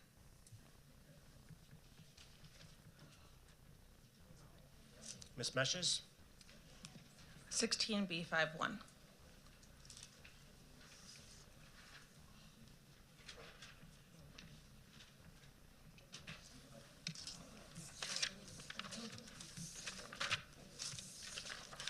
Okay, first item removed, 13A, Ms. Altoff. Thank you very much, Mr. Chair. I first want to begin by thanking you and Board Member Hendricks, as well as my Vice Chair of Law and Government, Mr. Shorten, for the collaboration and the proposed resolution that we all found in our packets this week. I'm going to assure every board member that while the efforts were extraordinarily cordial and professional, the end result was certainly not a universally agreed to product, but it was an agreed to compromise for the full board's consideration. And I see this morning we also have another proposed additional amendments to consider, which I want to remind all of you is the standard long-term established governmental process. This is an extraordinarily emotional topic. All opinions matter and should be considered, and I believe will be considered by this full county board. I also want to acknowledge all the individuals who attended the law and government committees as well as all the board meetings and spoke about this issue. You were very passionate, you were very courteous, and in particular, you were very respectful of the 3-minute presentation time restriction, which as a politician and public servant myself, I know it's hard to say everything you want in 3 minutes. So thank you for your input, thank you for your engagement, and particularly your conduct and courtesy. But I want to take a moment and remind us all that as county board members, our governmental powers and authority are limited. We are duly elected representatives, yes, but our authority is constitutionally and statutorily defined. And we must, in my opinion, respect and honor these responsibilities. As board members, we have 3 options when our state elected officials, or our federal officials for that matter, pass laws that we feel overreach their constitutional authorities, that we believe may be unconstitutional. We can ask for the law to be repealed. We can ask and advocate for a subsequent piece of legislation that corrects the provisions we find unconstitutional. Or, as in this matter, we can support our state's attorney's actions in filing a lawsuit that challenges all or provisions of the law.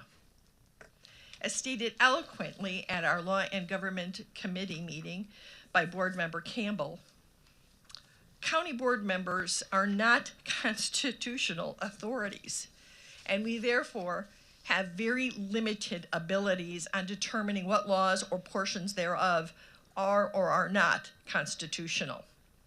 That's in the hands of our judicial authorities. Again, our powers and duties are specifically enumerated in the state statutes. It's in 55 ILCS Article 5, and nowhere in that article does it say we as board members can ignore the law when we don't agree with it, when we don't like it, or when we believe it's unconstitutional. We have the three options I previously referred to. In fact, as elected officials, we basically are charged to follow it. So like it or not, PA 102-1116 is the current law of the state of Illinois. It has many already court-decided temporary restraining orders in place throughout the state. We acknowledge. So in front of us, we have a resolution supporting the filing of a lawsuit by our state's attorney to challenge the constitutionality of provisions of this law, and there also is a caveat to repeal it. It does not, nor have we ever discussed, the creation of a sanctuary county. The board has no authority to enforce said sanctuary. At best, it's a symbolic gesture, and in my opinion, greatly confuses our constituency as to the real and actual protections a sanctuary county indicates. And let me remind everybody in the audience, the county board is not the boss of Crystal Lake or McHenry or Lakemore or Algonquin. Our authority is limited to the unincorporated area of the county. All of those municipalities and local units of government control their own destinies and have their own ordinances. People make an assumption that somehow the county tells other municipalities, other units of local government how to act. Correct that misinformation. I firmly believe that the county board should not follow other counties who, by the way, Cook County is a home rule county. They get to do what they want to do, and that too was gifted them by the Constitution and state statute. So let's have our discussion. Let's vote on the resolution and discuss this new amendment proposal. But let's always keep at the forefront of our conscience what our legal powers and duties are as county board members. I honestly would find it extraordinarily hypocritical for the county board to chastise our state and federal elected officials for overstepping their constitutional legal authority while we might potentially forget and do exactly the same thing. Thank you. Thank you, Ms. Altoff. Mr. Scala. Yes, good morning. I placed at each of your places a red-lined modification to the resolution that was in our board packet. When I was reading through the board packet and the email that was sent, I guess my thought process is the county board in the past, and not that things can't change, but in the past has passed resolutions when we feel that there is state legislation that is either not good for McHenry County or that we feel that there are problems with the piece of legislation. As Pam just pointed out, you know, our authority is extremely limited. And so in crafting this resolution, and by no means I'm open to suggestions on what will actually be presented Tuesday evening, but I feel like the resolution should go back to what I find to be the at issue with this piece of legislation, and that is whether it's constitutional or not. And to me, that's what the resolution should focus on. I know that our state's attorney has already pursued that avenue, and ultimately the courts will decide whether the piece of legislation or parts of it were constitutional or not. I'm not an attorney. It's not my decision. It's the court's decision. But for me, as a county board member, I do feel that when I feel personally that something has been passed that is not in the best interest of the county or is potentially unconstitutional, or the state legislature has overstepped their authority, I feel it's our responsibility to do what we can in our power, which is to pass a resolution stating that we feel whatever the situation circumstance is, which is the point behind my red line version. I understand all the public comment and postcards I've been getting, emails I've been getting, phone calls I've been getting. And to me, it comes down to let the courts decide whether the bill that was passed is ultimately how it will stand, or it'll be modified, or it'll be taken out altogether. It's not us, the county board members. No matter what we say, no matter what we do, it doesn't make a difference. Quite honestly, if the state continues going down the path that it's going down, my only choice is to leave the state. And it's been well reported. The state of Illinois is the highest outgoing amount of people in the entire country. And why? That's their own decisions, and that's my decision personally. But I can't change it. I can only pass a resolution saying that I would like the constitutionality of the bill to be looked at. And to me, that's the lane that I'm in as a county board member, and that's the lane that I will support. Thank you, Mr. Scala. Ms. Ness? Thank you very much for that information and for that. It's good to hear what our purview is. I do not believe that we all agree on even the redrafted provisions of this amendment. After listening to Member Altoff and Member Scala, I question why we even need to do this. The law is in the courts, it's moving through the judicial process. If I, as an individual board member from McHenry County, want to let my legislator know that I disagree with what they've done, I can do that.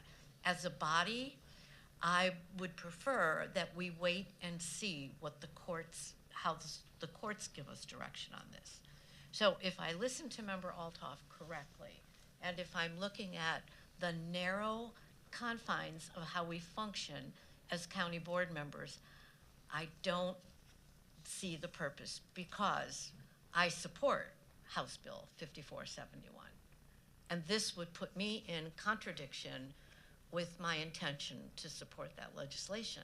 So I would like us to consider withdrawing the resolution completely at this time and wait and see what happens in the courts. Thank you. Thank you, Ms. Ness. Ms. Van Hoff? I agree. I think we should consider withdrawing it from the table entirely.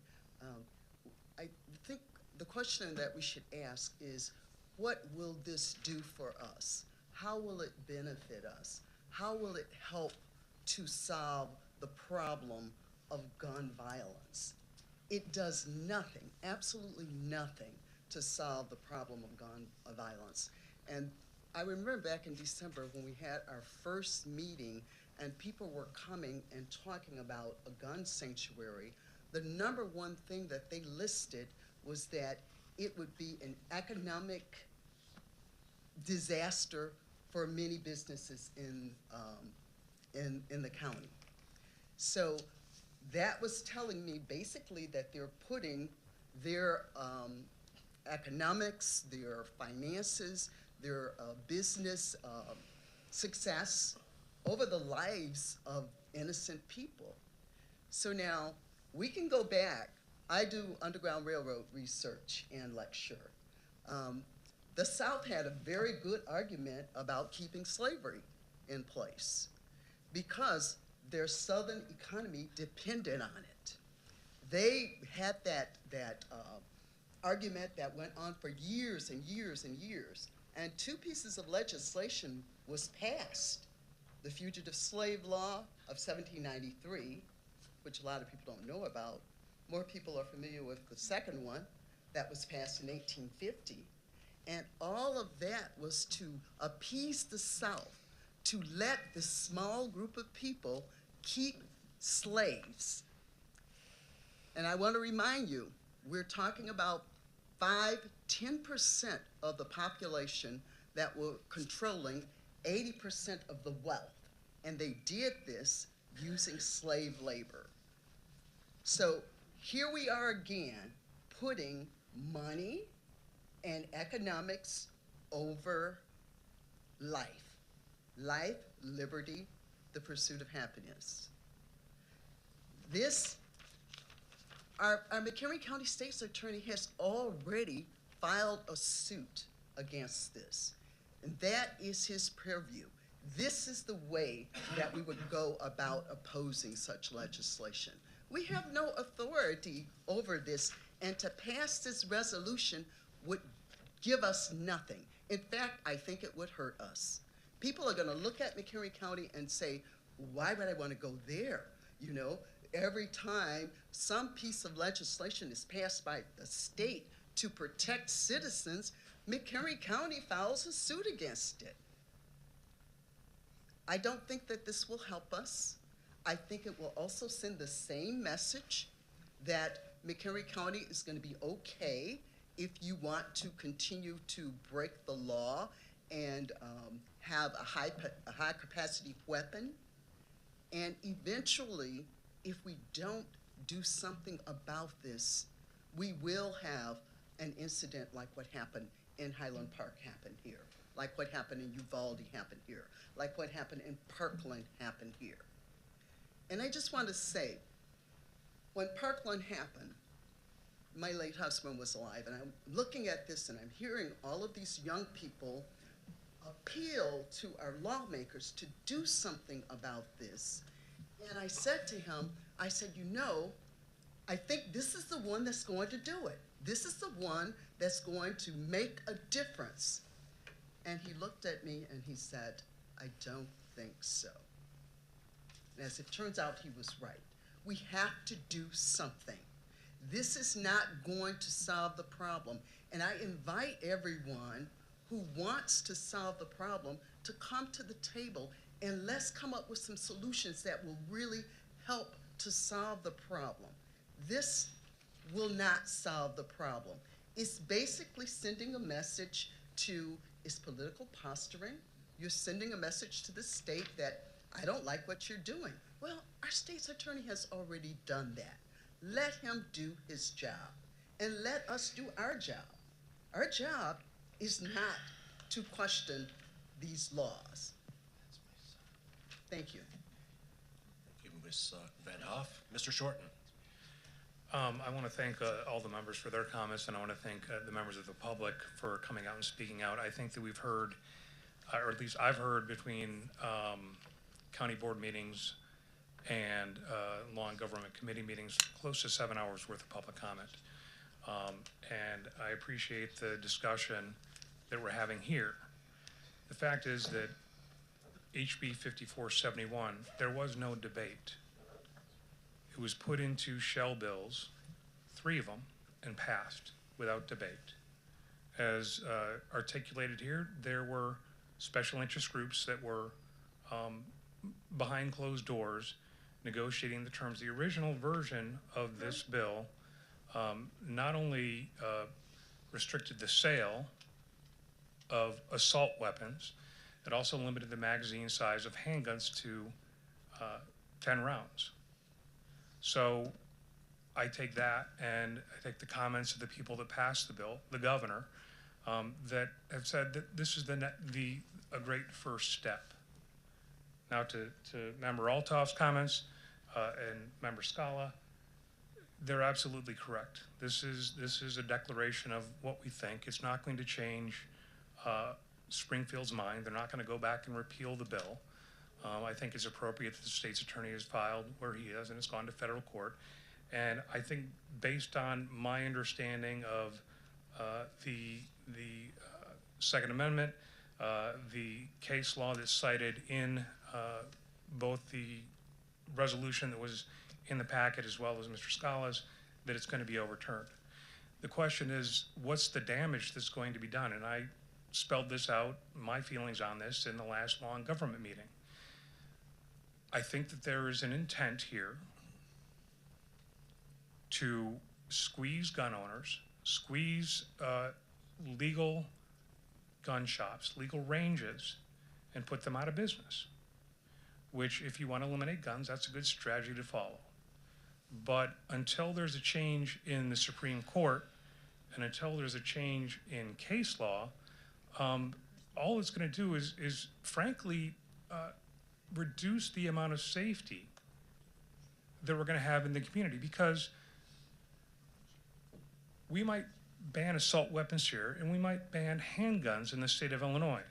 Wisconsin, Indiana, Iowa, people can go over the borders, go to private gun shows, and obtain the weapons there and bring them back here.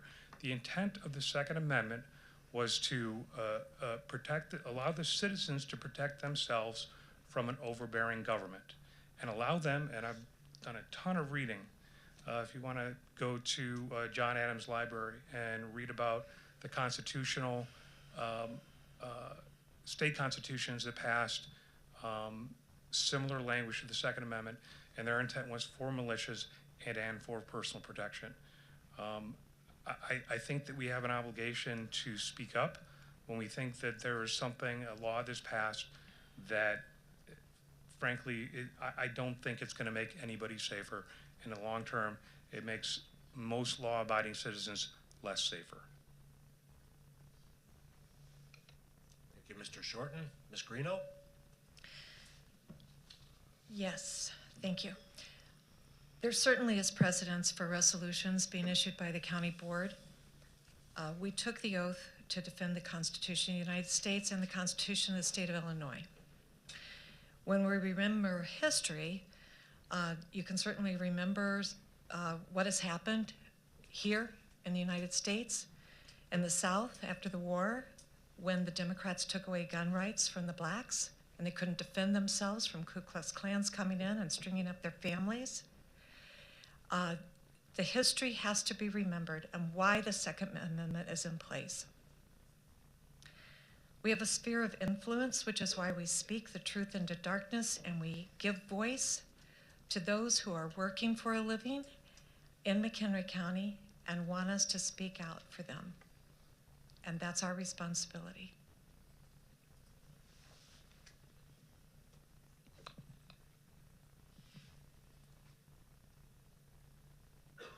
Thank you, Ms. Greeno. Ms. Meshes?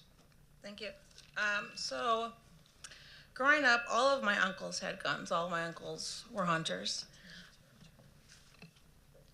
But my house never had any guns. And in this discussion that we've been having, this actually discussion started with one of the board members talking to me about it back in December. I was thinking to myself, why is it that all my uncles had guns? I have police in my family as well, and they of course have guns, but my house never had guns. And how did that impact my view on gun ownership growing up?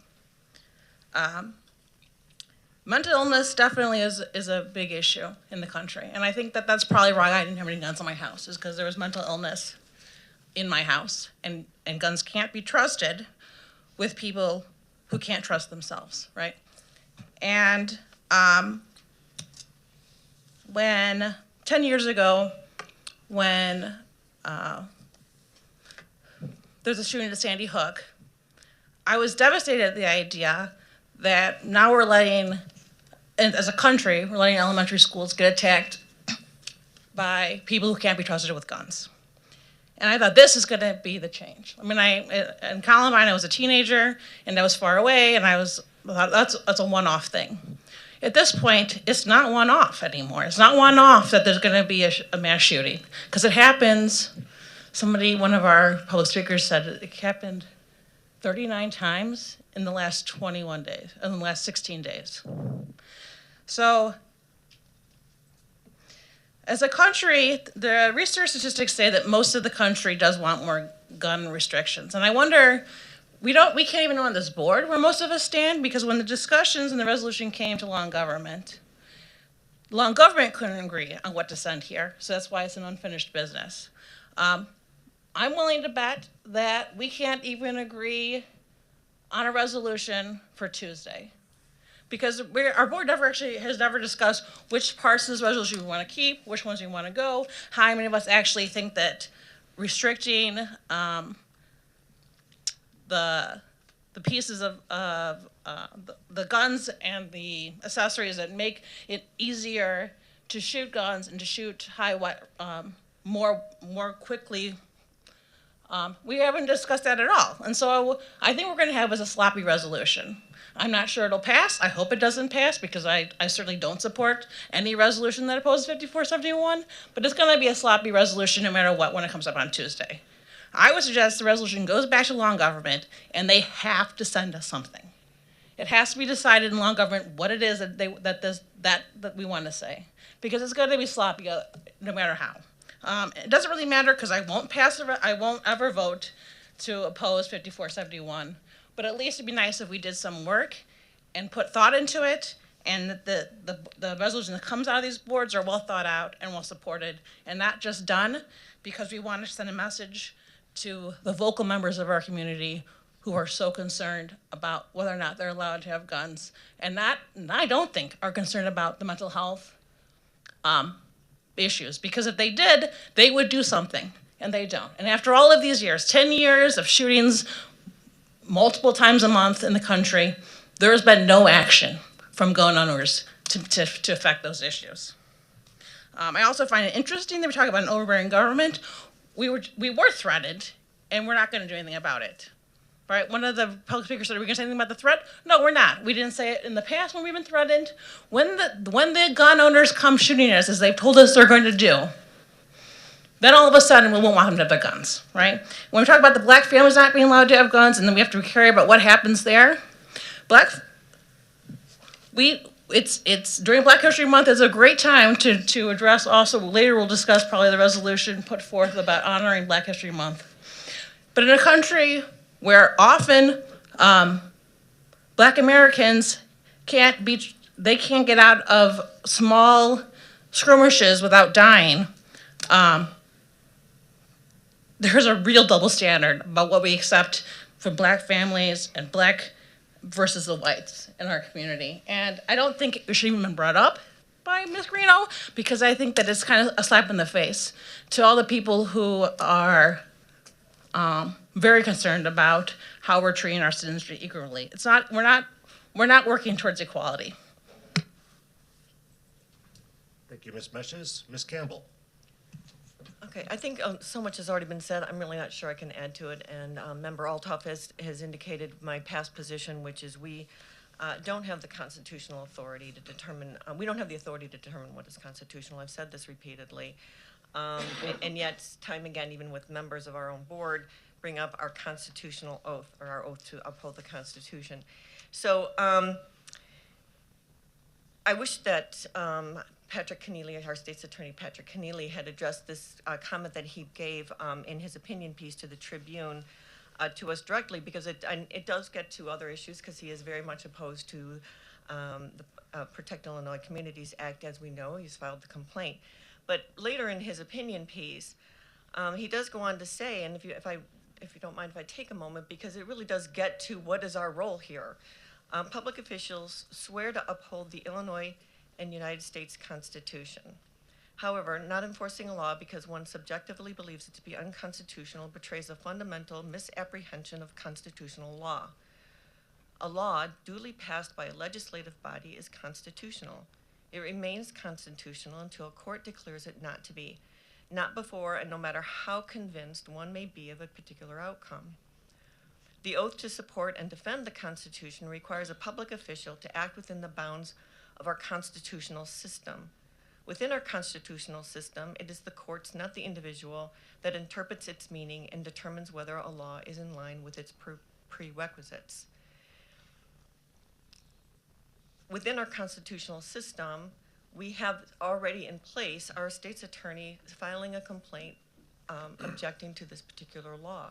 We have members here talking about how they believe this is unconstitutional. The resolution does nothing but say this is unconstitutional. We don't have that authority. We're passing a resolution that says that we somehow know this is going to be unconstitutional. Is there overreach? Probably. I'm sure part of the bill will be cast down. However, that's not our role. That process is already in play.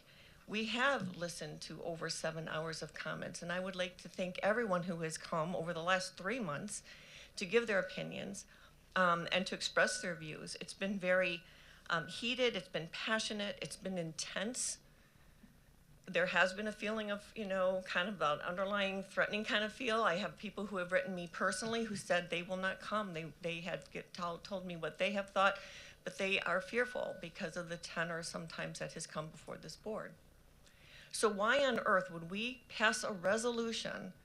We don't know the numbers. Why would we pass a resolution supporting half of the county and suggest somehow we're talking for everybody? We can't do that.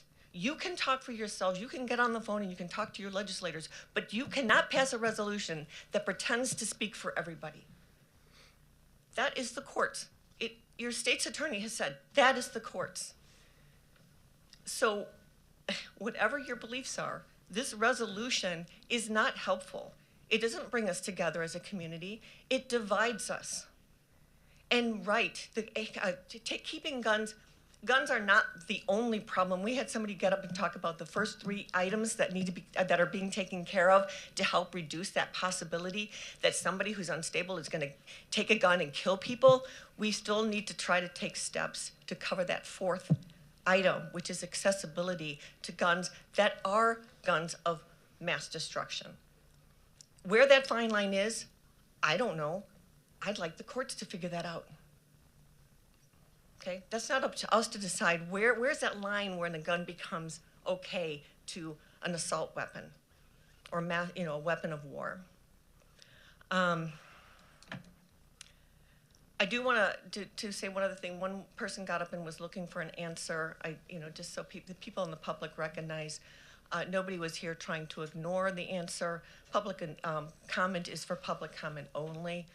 We should not be responding. That's not the role that we play during public comment. So no disrespect to the individual who was really seriously looking for an answer. Again, thank you to everybody who has reached out to me personally. Our boxes are in email and phones have been inundated. If I have not responded, it's because it's gotten buried and I haven't seen it. But thank you very much for reaching out. Thank you, Ms. Campbell. Mr. Kunkel. We have to remember also that not passing a resolution also offends members of our community. I went ahead and took the time and drove to several gun stores, gun facilities in McHenry County. It is having a devastating effect. The law already is, because regardless of what we're doing or not doing here, the law is already having a dramatic effect for these businesses. They are ghost towns.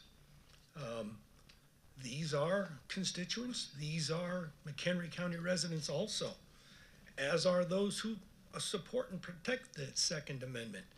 So we can't just broad blanket this and say no resolution solves all our problems. That may solve one side's problems, but it doesn't solve the other side's problems. We need to look at this objectively. We need to decide a resolution. I can agree with Mrs. Meshies to go back to law and government and hash this out. Not that I want to delay it further, but I would like to have something that the general public, all of the general public, can stomach one form or fashion. It does mean that one side may have to come a little our way and one side may have to come a little their way, but one way or another, we should be able to say, as a group and as a community, we understand the law that was shell bill crafted, rushed out, ambiguous towards the guns. I was flabbergasted to find out the amount and types of weapons that were no longer saleable because it was so ambiguous as to a semi-automatic. Those things all need to be addressed because those people are all part of our community too. There is another side to this coin. Thank you. Thank you, Mr. Kunkel. Mr. Kearns. Hi. Okay, I wasn't going to actually speak on this one today, but we heard a whole lot of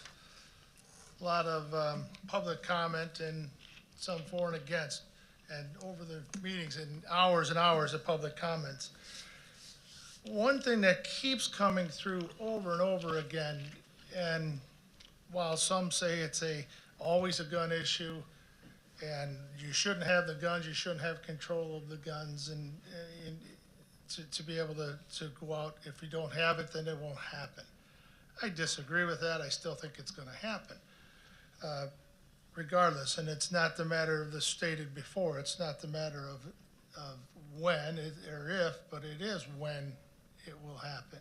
And it will happen at some point here in our hometown area, and we'll all be devastated, and should be. But the mental health, over and over, I hear the mental health come out from both sides. And we can affect the mental health in this community, and by our funding, our health department, and our mental health board, and everything else. We can affect that, and we should. And we should support those departments through the years. And it's going to cost us more money, and it is going to cost taxpayer money. And so we are going to have to support those things. Perhaps we should have taken the $56 million and put metal detectors in all the schools. That's all hindsight. But maybe that would have been a good place to spend it. But that doesn't do anything either. What my big disagreement on everything is the laws. I keep hearing our sheriff should follow the laws. He should enforce the laws. Everyone should enforce the laws. But so should the state's attorneys in all these other counties and communities who, when people like the gentleman in Michigan, who just went out and shot those people, the man was arrested several times with an illegal gun, and they gave him a misdemeanor and let the guy out on the street. We should be enforcing those laws that have been on the books for years instead of our state's attorneys letting these people out on the streets. No bail because people who can afford to get bailed out, and the other ones sit in jail. Shouldn't be that way, one or the other. What it should be is if you violate the law with a gun, you should end up in jail and stay there. And then you shouldn't have a right to do that. Now we're going to pass a law, or have, that convicted felons can change their name. So now you can't even find where they're at now because they've changed their name and moved someplace else. That's a bunch of garbage. And that's all I hear is garbage about this stuff, because follow the laws. And our problem, mental health, our problem with our society is we've lost God. We've lost going to church. We've lost saying this is right and wrong. Because it is wrong to kill somebody. It is wrong to harm somebody. But we keep saying it's okay. Everybody should be equal. And those people who commit a crime shouldn't spend time in jail. Bunch of bunk. I'm sorry. I'm going to support this resolution as these amendments have come down. And for only the reason that everything that I hear, it doesn't solve the problem. Let me back that up a little bit. The problem with gun violence isn't solved by taking away the guns from people who are law-abiding citizens. That is not solved. The mental health may solve a lot of it, but you got to get to them. The Michigan shooter's own father had turned him in for red flag to come get the guns out of this house. Nobody did anything. No one did anything. So follow the laws on everything else And quit picking on this as one particular law that has to be followed when you don't follow anything else in all of your statements. You talk about killing and more people killed than deaths. How many children have been, and I said I would never say this, but I'm going to say it. How many children have been aborted up to the time of birth? That's murder also. And I'm sorry, I don't hear any of you folks crying about that. In my own household, my children and I disagree on this law between all of us. We don't all agree with it. A couple of them agree. One thing we do have in common, though, is we do have our faith in God that we know as a family we're not going to go out and do something stupid and kill and harm other people. We need to get that through our communities and back to whatever religion or faith you have or organization you have. We need to start preaching that to the people, our children and our kids, that respect everybody else. No matter what your opinion is, don't force your opinion on everybody else. This resolution doesn't force that opinion on anyone. All it does is suggest that the state look at what they're doing about unconstitutional. And it supports our state's attorney to challenge that. That's all we're doing here today. This isn't a sanctuary county that's not going to give that. We are a sanctuary state for illegal immigrants coming over. And one of you was talking about fentanyl poisonings and everything else. But we can bring fentanyl across our borders because our borders are open. But that's okay. That's okay. You know, we don't want to stop illegal immigration, not make it an orderly process. We're okay to let the drugs come over. We're okay to let those people come to our cities and ship them from Texas and Florida and California to Chicago. And we're saying, okay, we're a sanctuary state, so bring them all here and bring the drugs here even more. And we even had the legislator trying to approve fentanyl as the quantities for a felony or not a felony. These kind of things, we have to get straight with ourselves as a society. This taking away the guns and the Constitution. The Constitution's been there for a long time. There is ability to change the Constitution if you folks don't like the ability to own a gun. And that is through the states and amending the Constitution. And that's what you need to do. And I'll say one thing, I am appalled that anyone would threaten anyone on either side here of this issue. I am appalled at that, and I think it does a lot of damage to whatever point you're trying to make. Do not use those points of threats toward people. I think it's ridiculous. So even though I might support what you're saying, I don't hear what you're saying when you make threats. So thank you for listening to my rambling on, but that's all I have to say. Thank you, Mr. Kearns. Mr. Hendricks? I'll just keep my comments brief. First off, I would like to thank Member Altoff for pointing out that this is not a gun sanctuary resolution, never has been as far as I'm aware. It's never been discussed. There's never been any language to indicate as such. This is simply a resolution which, you know, we may or may not agree on every bullet point of the rationale or the reasoning, but at the end of the day, it's a resolution asking that the Public Act 102-1116 or the Protect Illinois Communities Act be repealed. And so at the end of the day, whether you vote yes or no, that's what you're voting yes or no on. You either don't want that bill repealed or you do. And just to briefly address some of the comments made both during public and member comment, as far as I believe one individual, I can't remember his name, stated, you know, what do you need these guns for? I actually know someone who was able to save his life with one of these now banned weapons. in his home. There was a break-in, and unfortunately, individuals were killed. But this individual was able to get his firearm, which would now be banned, and defend himself, and he wound up surviving the attack. As far as there were comments made about the South having a good argument for money and wealth over safety in support of slavery. I think one of the, and then there was another comment made by a member that there's a double standard regarding African Americans in our society and some of the difficulties they face.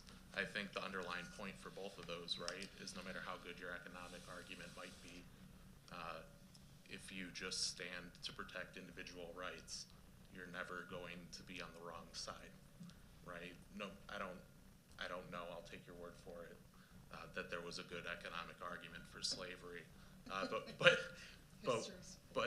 And I'll take your word for it. But when you get down to it, frankly, slavery was clearly unconstitutional, right? It was treating people's property without rights at all.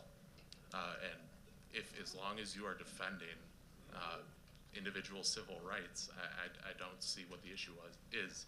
If this law had been related to anything other than guns, restrictions on, say, tweets or religion or free speech or the freedom to assemble, it would be not a single, or at least I don't believe, a single member on this board would be in opposition to asking for its repeal. But because this issue is a controversial right, we have the debates and the strong positions on both sides that we have. I don't think it's necessary, frankly. The courts have already decided on this issue, maybe not this specific issue, but it's been addressed through numerous Supreme Court precedents, including the most recent one, and as well as Illinois courts. The only case I'm aware of in Illinois that's been filed against this has had a TRO issued, and that TRO was actually upheld by the state appellate court. So there's every indication as far as, is this constitutional, is it not constitutional? We should leave it up for the courts. Both present and past say it obviously is. So I would ask that when you vote on this, while again, we may not be able to agree on, the rationale of why we do or don't want something, why we do or don't want this bill repealed, at the end of the day, the vote is simply saying, yes, I support this resolution because I do want that repealed, or no, I do not want that repealed. And that's all. Thank you, Mr. Hendricks. One more comment, then we're going to move on to 14B. I think we've talked about this enough. Ms. Ness. I just have a question about the process. So what is the process now? What happens next? Does it go to Tuesday night then, and we discuss? This will be on the agenda for Tuesday night. Okay. I would be shocked if it wasn't pulled off for discussion. Okay. Okay, so that's what happens next. Okay. Yes. Thank you. Okay. Thank you much. Mr. Gottemoller, 14B. Yes, so we had an unusual event happen at the Administrative Services Committee. We deadlocked over Nicholas Feda and Mark Swelke. I wanted to point out to the board that it's this board's decision as to which of these two people goes forward. I also wanted to point out to the board that the Administrative Services Committee had an unusual situation in that we didn't just have one or two people that were qualified for this. The committee as a whole, I don't think a single person that we interviewed was unqualified for this job. And whichever way we go, I don't think the board will make a bad decision. I think you should look at, and I know that the staff sent out their applications, their questions. Mr. Feda is an attorney that works down in Kane County. Mr. Zwelke is retired and has a degree in theology. I think both things are very important to look at, and I'd be more than happy to see what the rest of the board comes to. But I do think it's important that you have the opportunity to look at them, and one of these two people will be moved forward. Thank you, Mr. Gottemoller. Ms. Greeno? Yes, as the liaison to the Ethics Commission, I wanted to agree with Mr. Gottemoller that they were very well qualified candidates that were reviewed at the meeting. Having served on many boards, I look for a diversity in background and what the person brings to the board to have a balanced perspective on the commission. We do already have an attorney on the commission, or will have. And I thought that a theologian on the Ethics Commission makes great sense, and would ask that everyone consider this when they're voting. Thank you. Thank you, Ms. Greeno. Ms. Altoff? Thank you. Just to clarify what Board Member Gottemoller, Chairman Gottemoller, indicated, the ethics appointments are the county board's appointments. Unlike most other appointments, which are the chairman's, this one is a little unique. So I remind you of all of that. And number two, I'll agree with Ms. Greeno. We do now have an attorney, but that was a new appointment, new recommendation for appointment. Mr. Feta was appointed to the Ethics Commission and has gone through the entire training. So don't let one or the other, make your own opinions. They're both equally wonderful and qualified. And, you know, we're in a position finally where we actually have qualified candidates, where we have to select one over another. So that's the good news. Thank you much, Mr. Chair. Thank you, Ms. Altoff. Ms. Meshes? Thank you. I failed to ask a question at, I'm on Administrative Services Committee, but I had failed to ask a question that I think maybe could be clarified in the interview, and someone had said to me to re-listen to the interview to think about this, that Mark Zilke had said that he worked on one of our campaigns. I wondered if that would preclude anyone whose campaign he worked on from voting, and if when he said he worked on the campaign, he meant like he was just a supporter, or if he actually did indeed work on a campaign. So I don't know if there's a way we can clarify that. Mr. Gottemoller? Yes, the fact that someone works on your campaign does not preclude you from voting for them or against them, as the case might be. If you look at what the ethics statutes talk about, they talk about mostly financial circumstances. You know, many of us know many different people that apply to these boards. My knowledge of them or their ability to put a campaign sign on their property for me or something else, I may not even know they did that, but that wouldn't preclude me from being able to vote on it. It's not an ethics violation to vote for somebody because you know them. In fact, if anything, it might give you a better perspective on whether they should be the person there because you do know them. Thank you, Mr. Gottemoller. Ms. Meshes? Ms. Ness? I did not see anything in Mark Zilke's application to indicate that he is a theologian, which is different from having your Master's of Divinity. And while I, applaud people, holding postgraduate degrees, and I just want to be clear that that is not, it's not the same. An MDiv is not the same as being a theologian. I should know because I am ordained and I'm no theologian. The other question I have, in terms of, I looked at the Ethics Commission, I looked at their charge. It's very narrow, what the Ethics Commission does, and I think I agree with Member Altoff, just to say that Nick has the training, and thankfully they've not had to be called because people have behaved well on the county board. So that just is my contribution. Thank you, Ms. Ness. Mr. Kunkel?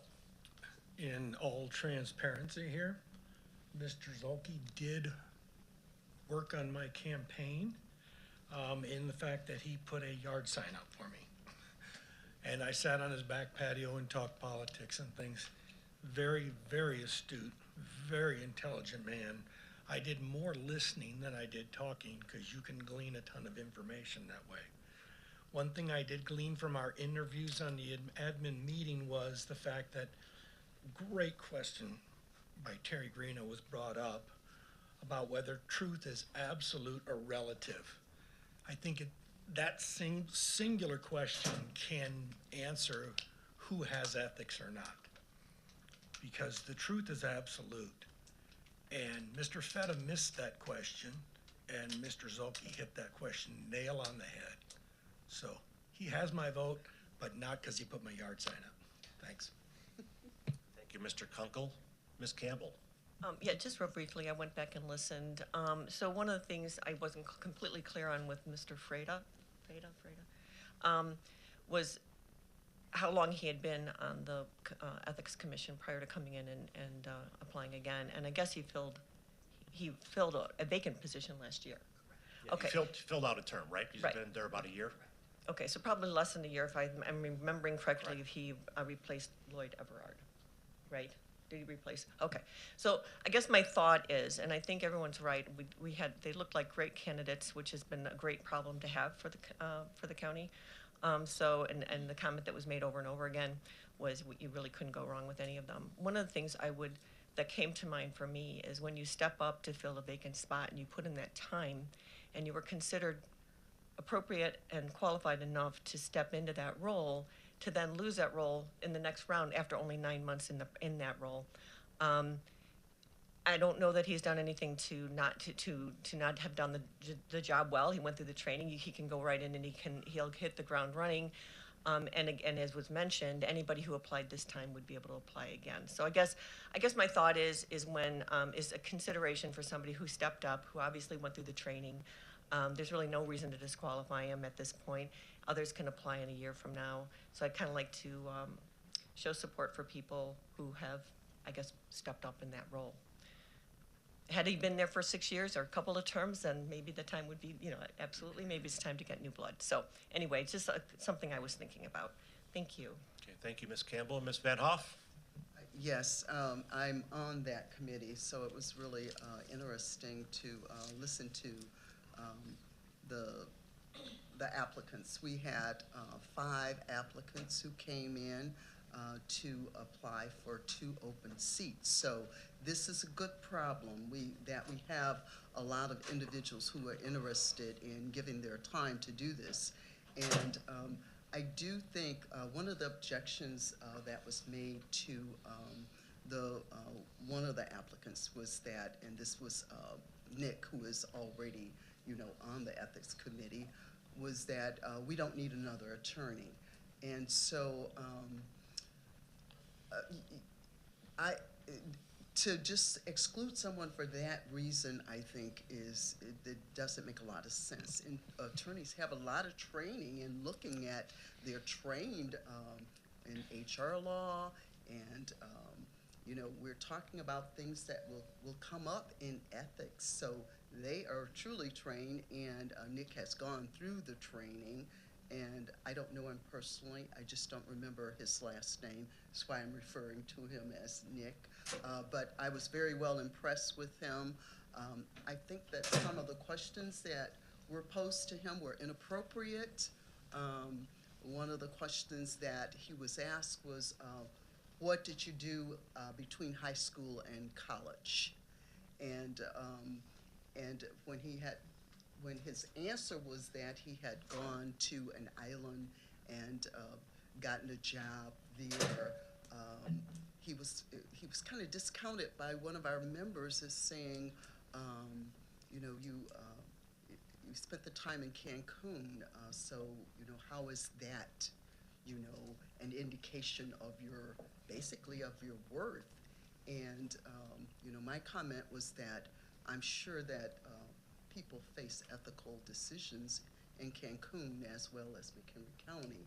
And I think since he has gone through the training for this position, and he was tied with the other candidate who was mentioned, I really do think that in 2 years, if that other candidate wants to apply, he can do so. I believe we should give Nick another chance to continue his work on the Ethics Committee. Thank you. Thank you, Ms. Van Hoff. Ms. Greeno? Yes, I'd like to clarify. When I look at the composition of a commission or a board, I'm looking for a diversity of experience and background. So I love, in the perfect world, to have, a banker, a business person, someone from education, from the social sciences, from the sciences, and we have two positions here. I would prefer that they not both be of the same background, that there would be a diversity in their experience and background. Thank you. Thank you, Ms. Greeno. Seeing no further comments, we'll move on to the next agenda item pulled. Mr. Gottemoller, 16B12. Sorry to keep doing this to you folks and keeping you here, but this is the flag policy.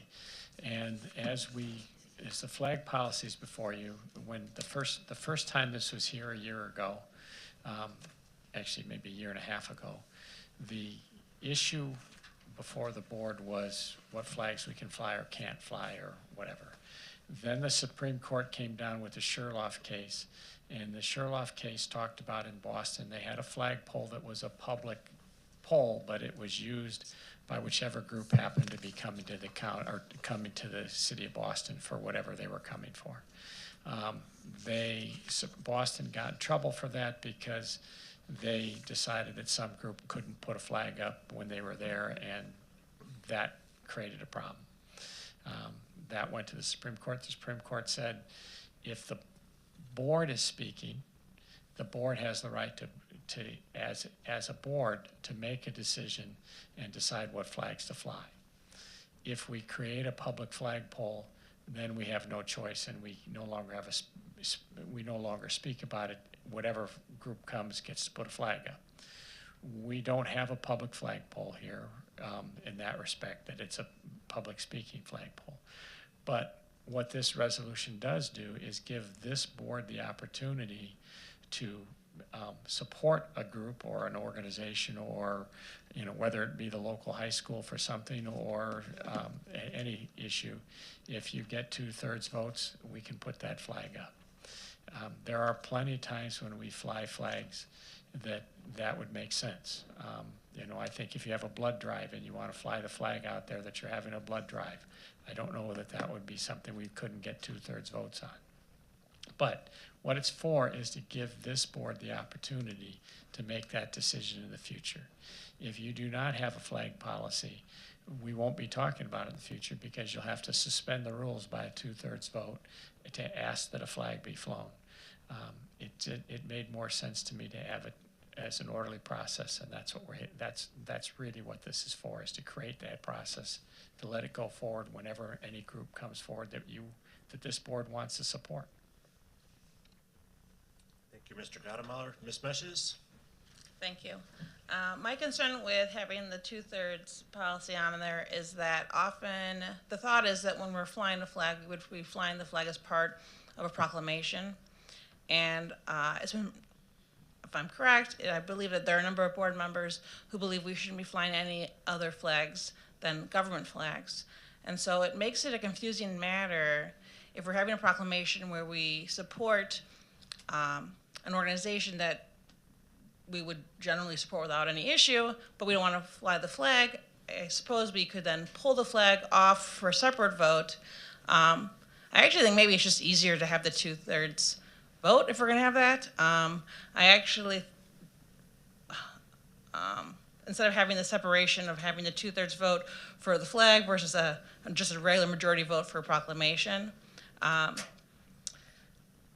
also think I would prefer just leave the policy as it was written and presented in law and government without that 2/3 amendment change. Well, that's probably obvious, because if you watched the meeting, you saw that I was opposed to the amendment. But I would like the board to perhaps think about keeping it as written. So I'm likely to ask the board to vote on that, vote on an amendment to make it back to the pre-amendment from admin services. Thank you, Ms. Meshes. Mr. Scala? Mr. Gottemoller, when in item 5 where it says passage by 2/3 majority, Can I ask for clarification? Is that 2/3 majority of board members present, or is that 2/3 majority of the full board?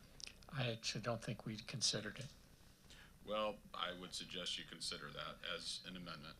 It's for clarification purposes. I don't care which way you go.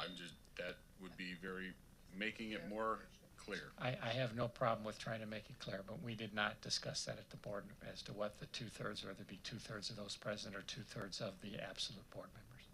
And I asked for a supermajority for that, so it would be 2/3 of all the board members. You did specify. I did specify Okay. that. Doesn't say All I'm saying is it should be clarified. All right. Ms. Greeno? Yes.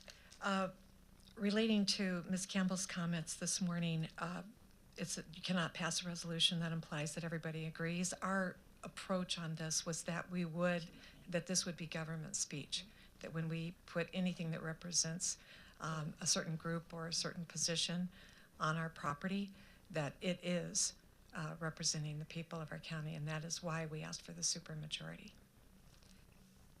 Thank you, Ms. Greeno. Ms. Campbell? I'm a little hesitant to muddy the waters and open up another area of conversation. But when this came up last time, it really came down to the issue of, I know we settled that the flag itself is the county's flag, but it is incorporated in what the VAC came back and talked to as being a memorial. And the decision to not fly a particular flag was made specifically because it was seen as a memorial. And so I was fully anticipating that when we got going forward on this flag policy, that we would have that discussion, because we formalized what we were doing before, maybe the 2/3 majority, and I appreciate the view on that, that's fine. But we're formalizing what we had before, but it doesn't answer, to me, it doesn't get to that question that came up and actually ultimately decided what we ended up doing last year. And that's all I don't know how to address that we made the decision then to not fly a particular flag because it wasn't in keeping with what certain people felt was appropriate for that area. And so I guess it does allow us to continue to do that if we move forward with the idea that it is the county's. We do have that ability, assuming we get that 2/3, right? So if that's what we're going with this, that's fine. But I just didn't hear that discussion, so I wasn't quite sure. Sorry. Thanks. Thank you, Ms. Campbell. Ms. Altoff? I would just look at County Administrator Austin and ask, I remember receiving an email documenting and clarifying that entire position about pole ownership. Yeah, and admittedly, there was some level of confusion, 10, 11 months ago when we dealt with this, 12 months. It is the county's pole. Whether or not you feel it's appropriate to fly over, any ceremonial flag is appropriate to fly over the War Memorial, that's a second question. But it is McHenry County pole. It is our property. Thank you.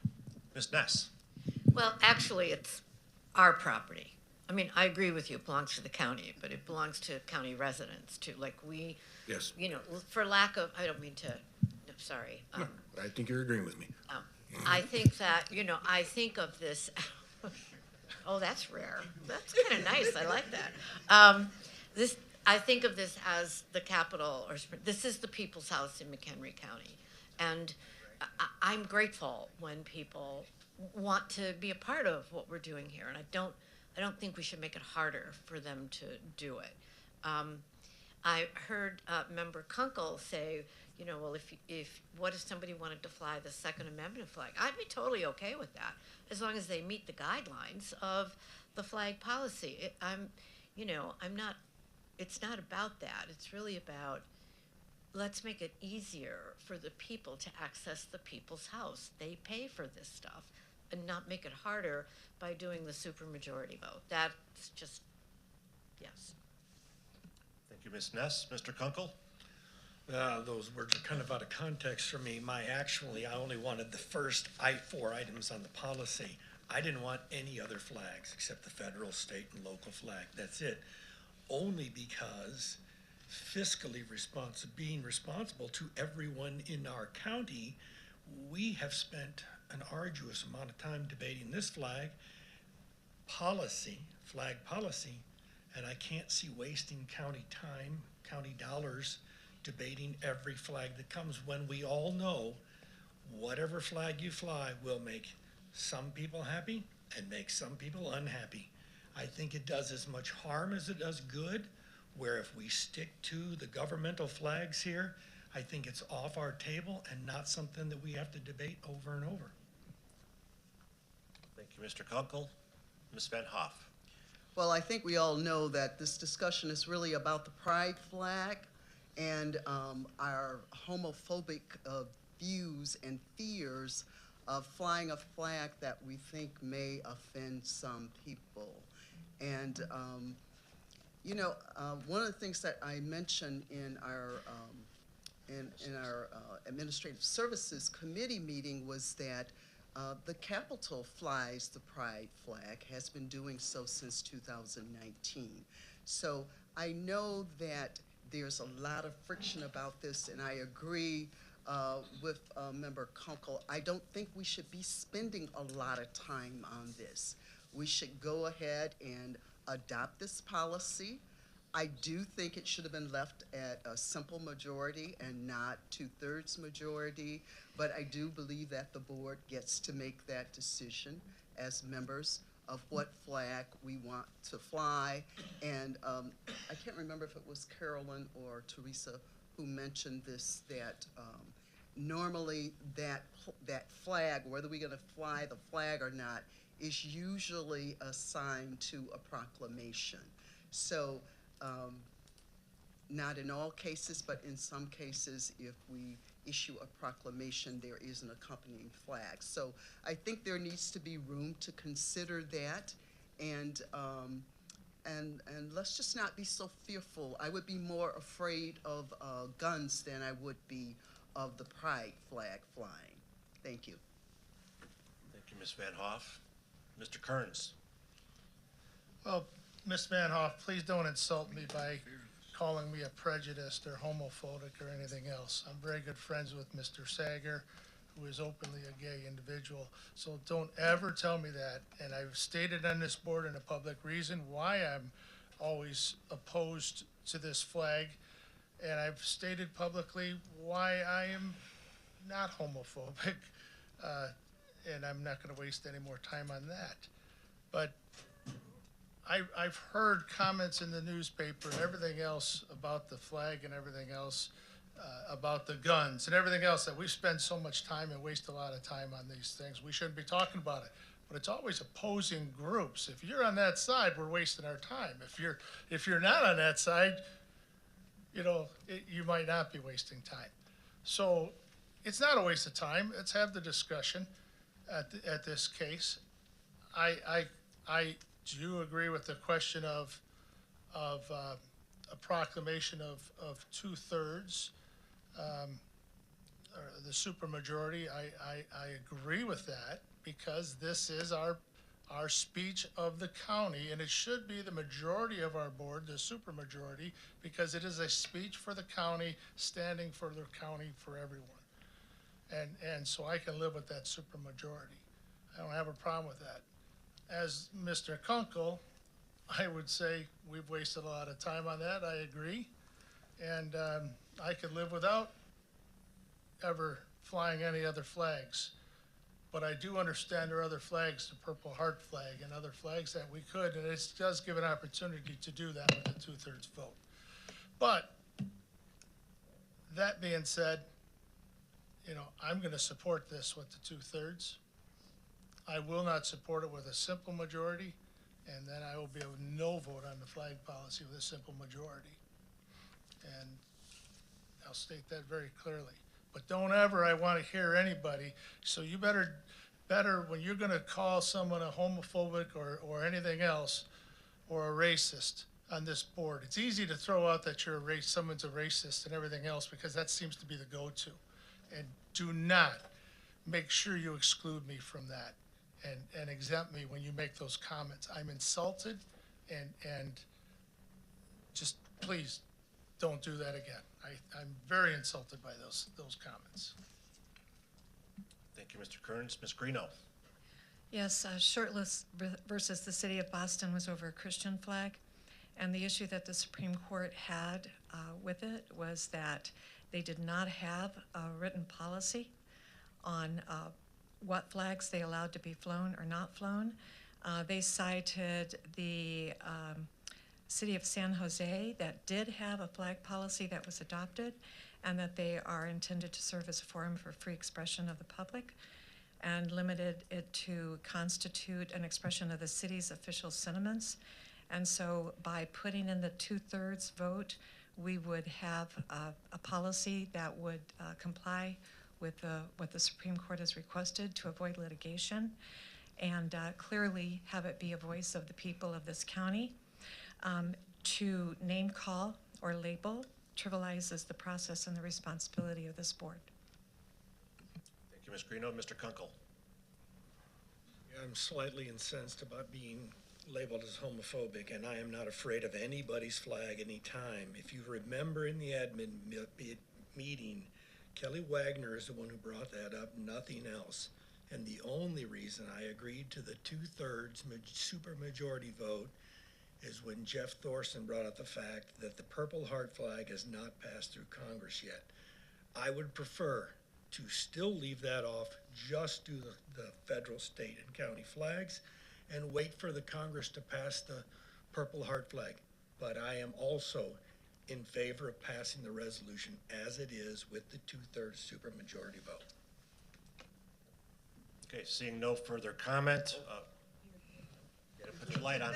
I can't see it. Oh, I You're apologize. not recognized. Mr. Hendricks?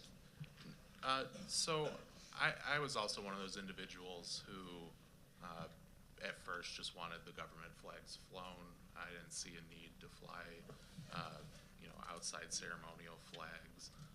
But there was a good point that, maybe we have a partnership with another county, or there's the Purple Heart flag, which they might want to fly. And so at least my compromise position was to change it to this 2/3 vote. I don't think comments labeling people as homophobic for not wanting a ceremonial flag flown, or just assuming that's the reason. I don't view this as an issue about the pride flag specifically. I've been in support of the legalization of gay marriage before it was legal, before it was part of the Democrat National Platform. So this isn't I don't want the pride flag flown, and therefore, we're gonna make it a 2/3 majority. I just think it's simply better to fly, to come to some sort of consensus, and not just a bare majority consensus. It really is only an extra, one vote, 2 votes, 3 votes? 2. It's an extra 2 votes. I don't think the 2/3 majority makes it that much more difficult, and still gives the county the ability to fly flags that they feel are appropriate. So I did take issue with that comment, but So I don't think. vote on behalf of it, of flying the pride flag then? I wouldn't, because I don't want to fly, I think I made it clear, I really don't want to fly flags other than the government flags in general, but I would vote for a proclamation. Thank you, Mr. Hendricks. Ms. Campbell? Just real quickly, point of clarification, so we'll need to be clear about whether or not we're doing 2/3, and I know that Member Kunkel said 2/3 supermajority. So that's of everyone, so if somebody's absent for some reason, that does make it a little bit more difficult to get to that. So I would like to be clear on whether we're talking about 2/3 or supermajority. So that's, just if we can clarify that before we vote, that would be great. And I'm not trying to create more argument here, it's a point of clarification. So it's not a problem. The other point of clarification is our flag policy was never in jeopardy with regards to the Boston decision, because our flagpole has never been for public speech. It has always been for government speech. But it was prudent to have a policy in place to avoid any misunderstandings. So I just want to make sure that that's clear. But thank you very much. Thank you, Ms. Campbell. Seeing no further comment, Please turn your lights on so I can see, because it really makes it difficult for me. In the recording, it was specifically stated 12 of 18 votes. Noted. Okay, next item, 16B23, Mr. Godemeyer. Sorry, the last one I'll be talking on. This was a resolution between the McHenry County Soil and Water Conservation District and the county's Wetland Services Department, or whatever you want to call it, Planning and Development. The contract expired last November. The complaints that were raised and the things that I'm concerned about seeing done are that somehow or other farmers that are trying to get their drain tiles fixed should be placed in the position that they apply to the Soil and Water Conservation District, they get their permit through that process to repair those, and then they start doing the repairs, and the county ends up tagging them because they don't have a different permit, or the county's not certain what they're doing. I've recommended that this be continued for 1 year while they work that out. But I want to make certain that the ordinance, as it says, it's going to be that we're approving it for 9 years. We're approving it until November. Candidly, if they don't get that worked out between them, we're not going to renew this. They have to find a way that a farmer who's fixing his drain tile, who gets a permit from Soil and Water, doesn't have to get a second permit from the county, and the county's not giving him a ticket. And that has been something that has happened over and over again. That's why this is a 1 year extension of the contract, not 10. Thank you, Mr. Godemeyer. Ms. Van Bergen? Thank you. I've had many calls on this resolution. While many of the questions have been addressed at committee, and staff is working on the process, there are still questions on whether the contract with Soil and Water is a duplicative service. There are already measures from the state and federal agencies in place to hold accountable violators. I think before we commit to spending the money, I would like to see that, this is a necessary contract and fix the problems before we approve it. Thank you. Thank you, Ms. Van Bergen. Mr. Smith? Yeah, thank you. I voted for this in committee. Staff, the contract had expired. Staff wanted a contract in place with the idea that we'd put the contract in place and then work with staff to correct these deficiencies. But after hearing from some of the agricultural community, I think it's a better process to table this, or move it back to committee, I guess would be the right procedure. To move it back to committee and hear from staff what their thoughts are on how we can correct this deficiency before we approve this contract and spend the money. So it's just a matter, do we approve the contract and then try to fix it, or do we fix it and then approve the contract? And at this point, I'm leaning towards the idea of let's fix it, let's hear from staff what we can do, and then move forward with the contract. So I would likely Tuesday night make a motion to move this back to committee. Thank you. Thank you, Mr. Smith. Mr. Kearns? Well stated by the previous three. And I agree, very active in the ag community. Do not want this, absolutely do not want this to be more than a 1 year term. And don't even want the 9 year renewal stated in there until the committee. Once the committee were to resolve this, I'm okay with extending the term of it, but it has to be resolved. And there has been in the past no effort to resolve these conflicts, no serious efforts. And so I will agree, and hey, and I can agree with tabling it also to go back and not have a contract. I want to make sure that if we're going to continue the services while we debate this, that they do get paid for their services and that. So I just want to make sure that we do pay that bill, that we do. And then I'm okay with still taking it back and talking about it. But there is opposition to this and a major conflict in the agriculture community, more than you might hear as board members, quite a bit. So that's it. I would say that this is probably the #1 complaint I hear from the agricultural community. I've had many discussions with Planning Development and Joanna Coletti over the last 2 years, and it doesn't seem that this is getting resolved. I would like to see resolution to this. I was particularly taken aback from the committee meeting the other day when it was said that because they don't know whether somebody is in violation or have a permit, that they automatically send out a violation. And that's to great expense to the agricultural community to try to defend themselves without our department even knowing whether there is a violation or not. So that's all I have to say. I would like to see it resolved. Mr. Reiner. Yeah, I think everybody knows I'm all for streamlining everything and less bureaucracy, but exactly, as I understand it, if we send it back, would we then still need to have them get a permit through soil, and water conservation district, or would that mean that they just have to go through the feds and the county?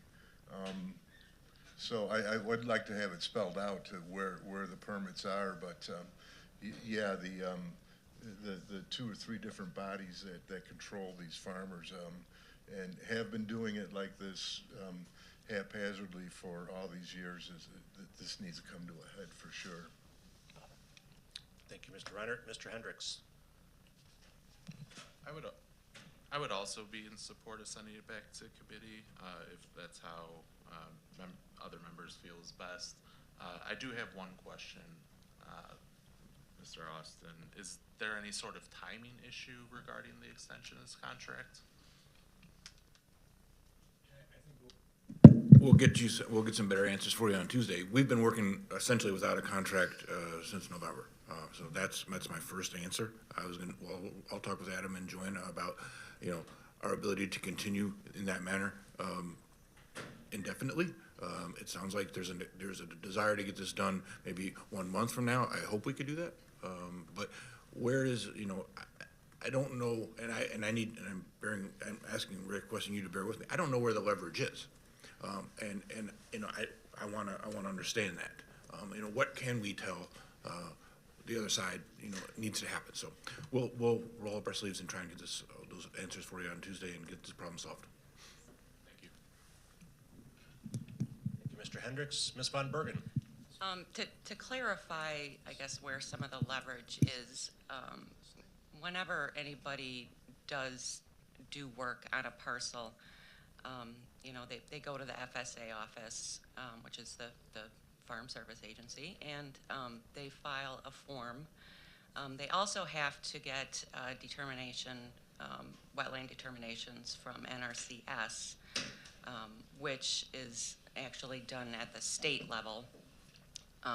So there's a state agency that oversees it, as well as a federal agency. And there are huge ramifications for someone in the farm grant program to do work that violates any of those wetland laws. So the fact that there are processes in place for to get work done, to monitor the work, I'm not sure why we need to be involved. Thank you.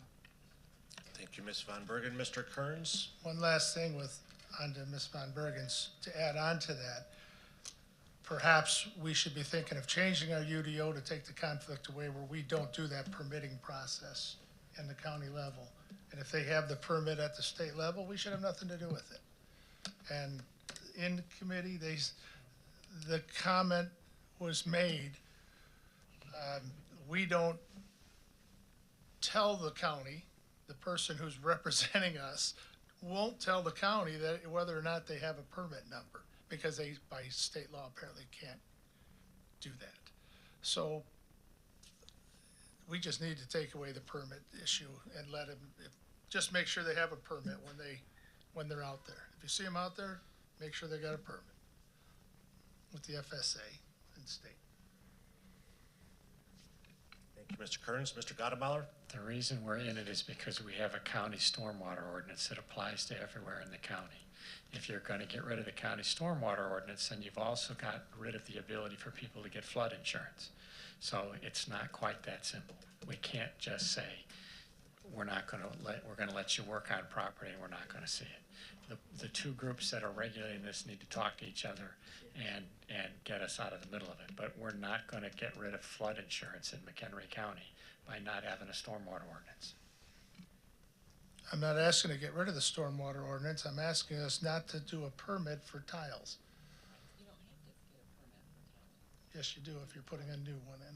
Well, a new one, but all the Right. regulations seem to be when they're up. She doesn't know. She's just turning everyone in. That's the problem. She's just turning everybody in. Yeah, I agree. Thank you. Any further comments?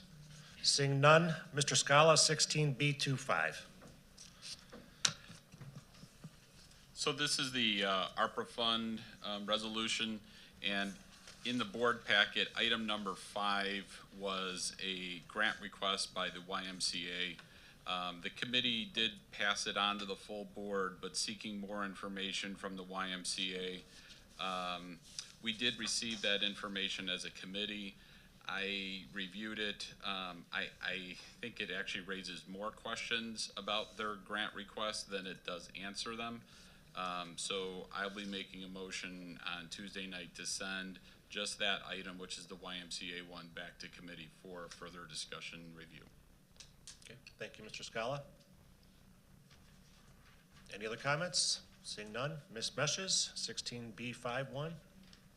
Thank you. This one's about Senior Service Grant Commission, and it's already, in my view, it's already been pushed back. The first meeting for Senior Service Grant Commission has already been pushed because we haven't, as a board, acted on getting the appointments from our board onto the committee. I wanted to make sure that it was clear how we were going to go forward with getting, assuming that this passes, the timeline and clarity for all of the members to know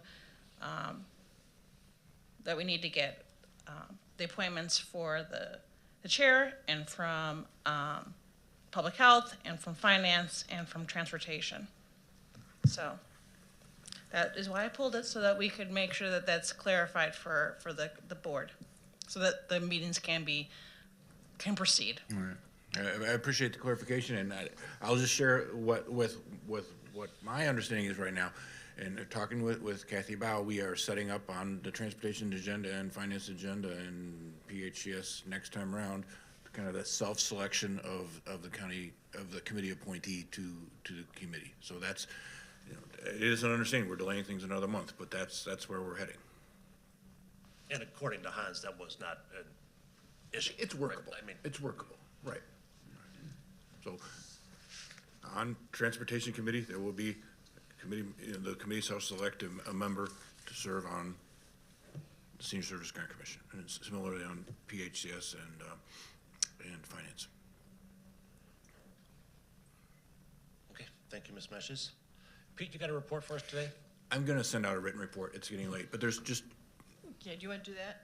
Go ahead. You can do I don't know what you want me to say. the reschedule, What? the rescheduling. Oh, thank you. Yes, I didn't have that one, but yeah, I was gonna put that in mind. Long government next month is gonna be moved to the afternoon, the 1 o'clock time slot after administrative services, because several members of the long government committee will be out. I will put that in my written report, which I'll send out tomorrow afternoon. Two things I do want to say. You have name tags on your desk, so please grab those today and use those when you're out in the public. That would be appreciated if you want to identify yourself. The only thing, just one clarification. We referenced the Purple Heart flag a couple times. That flies at the courthouse and the courthouse only. I stuck my head out. We fly the POW MIA flag here at this building. So, all right. I'll send out a written report. Thanks.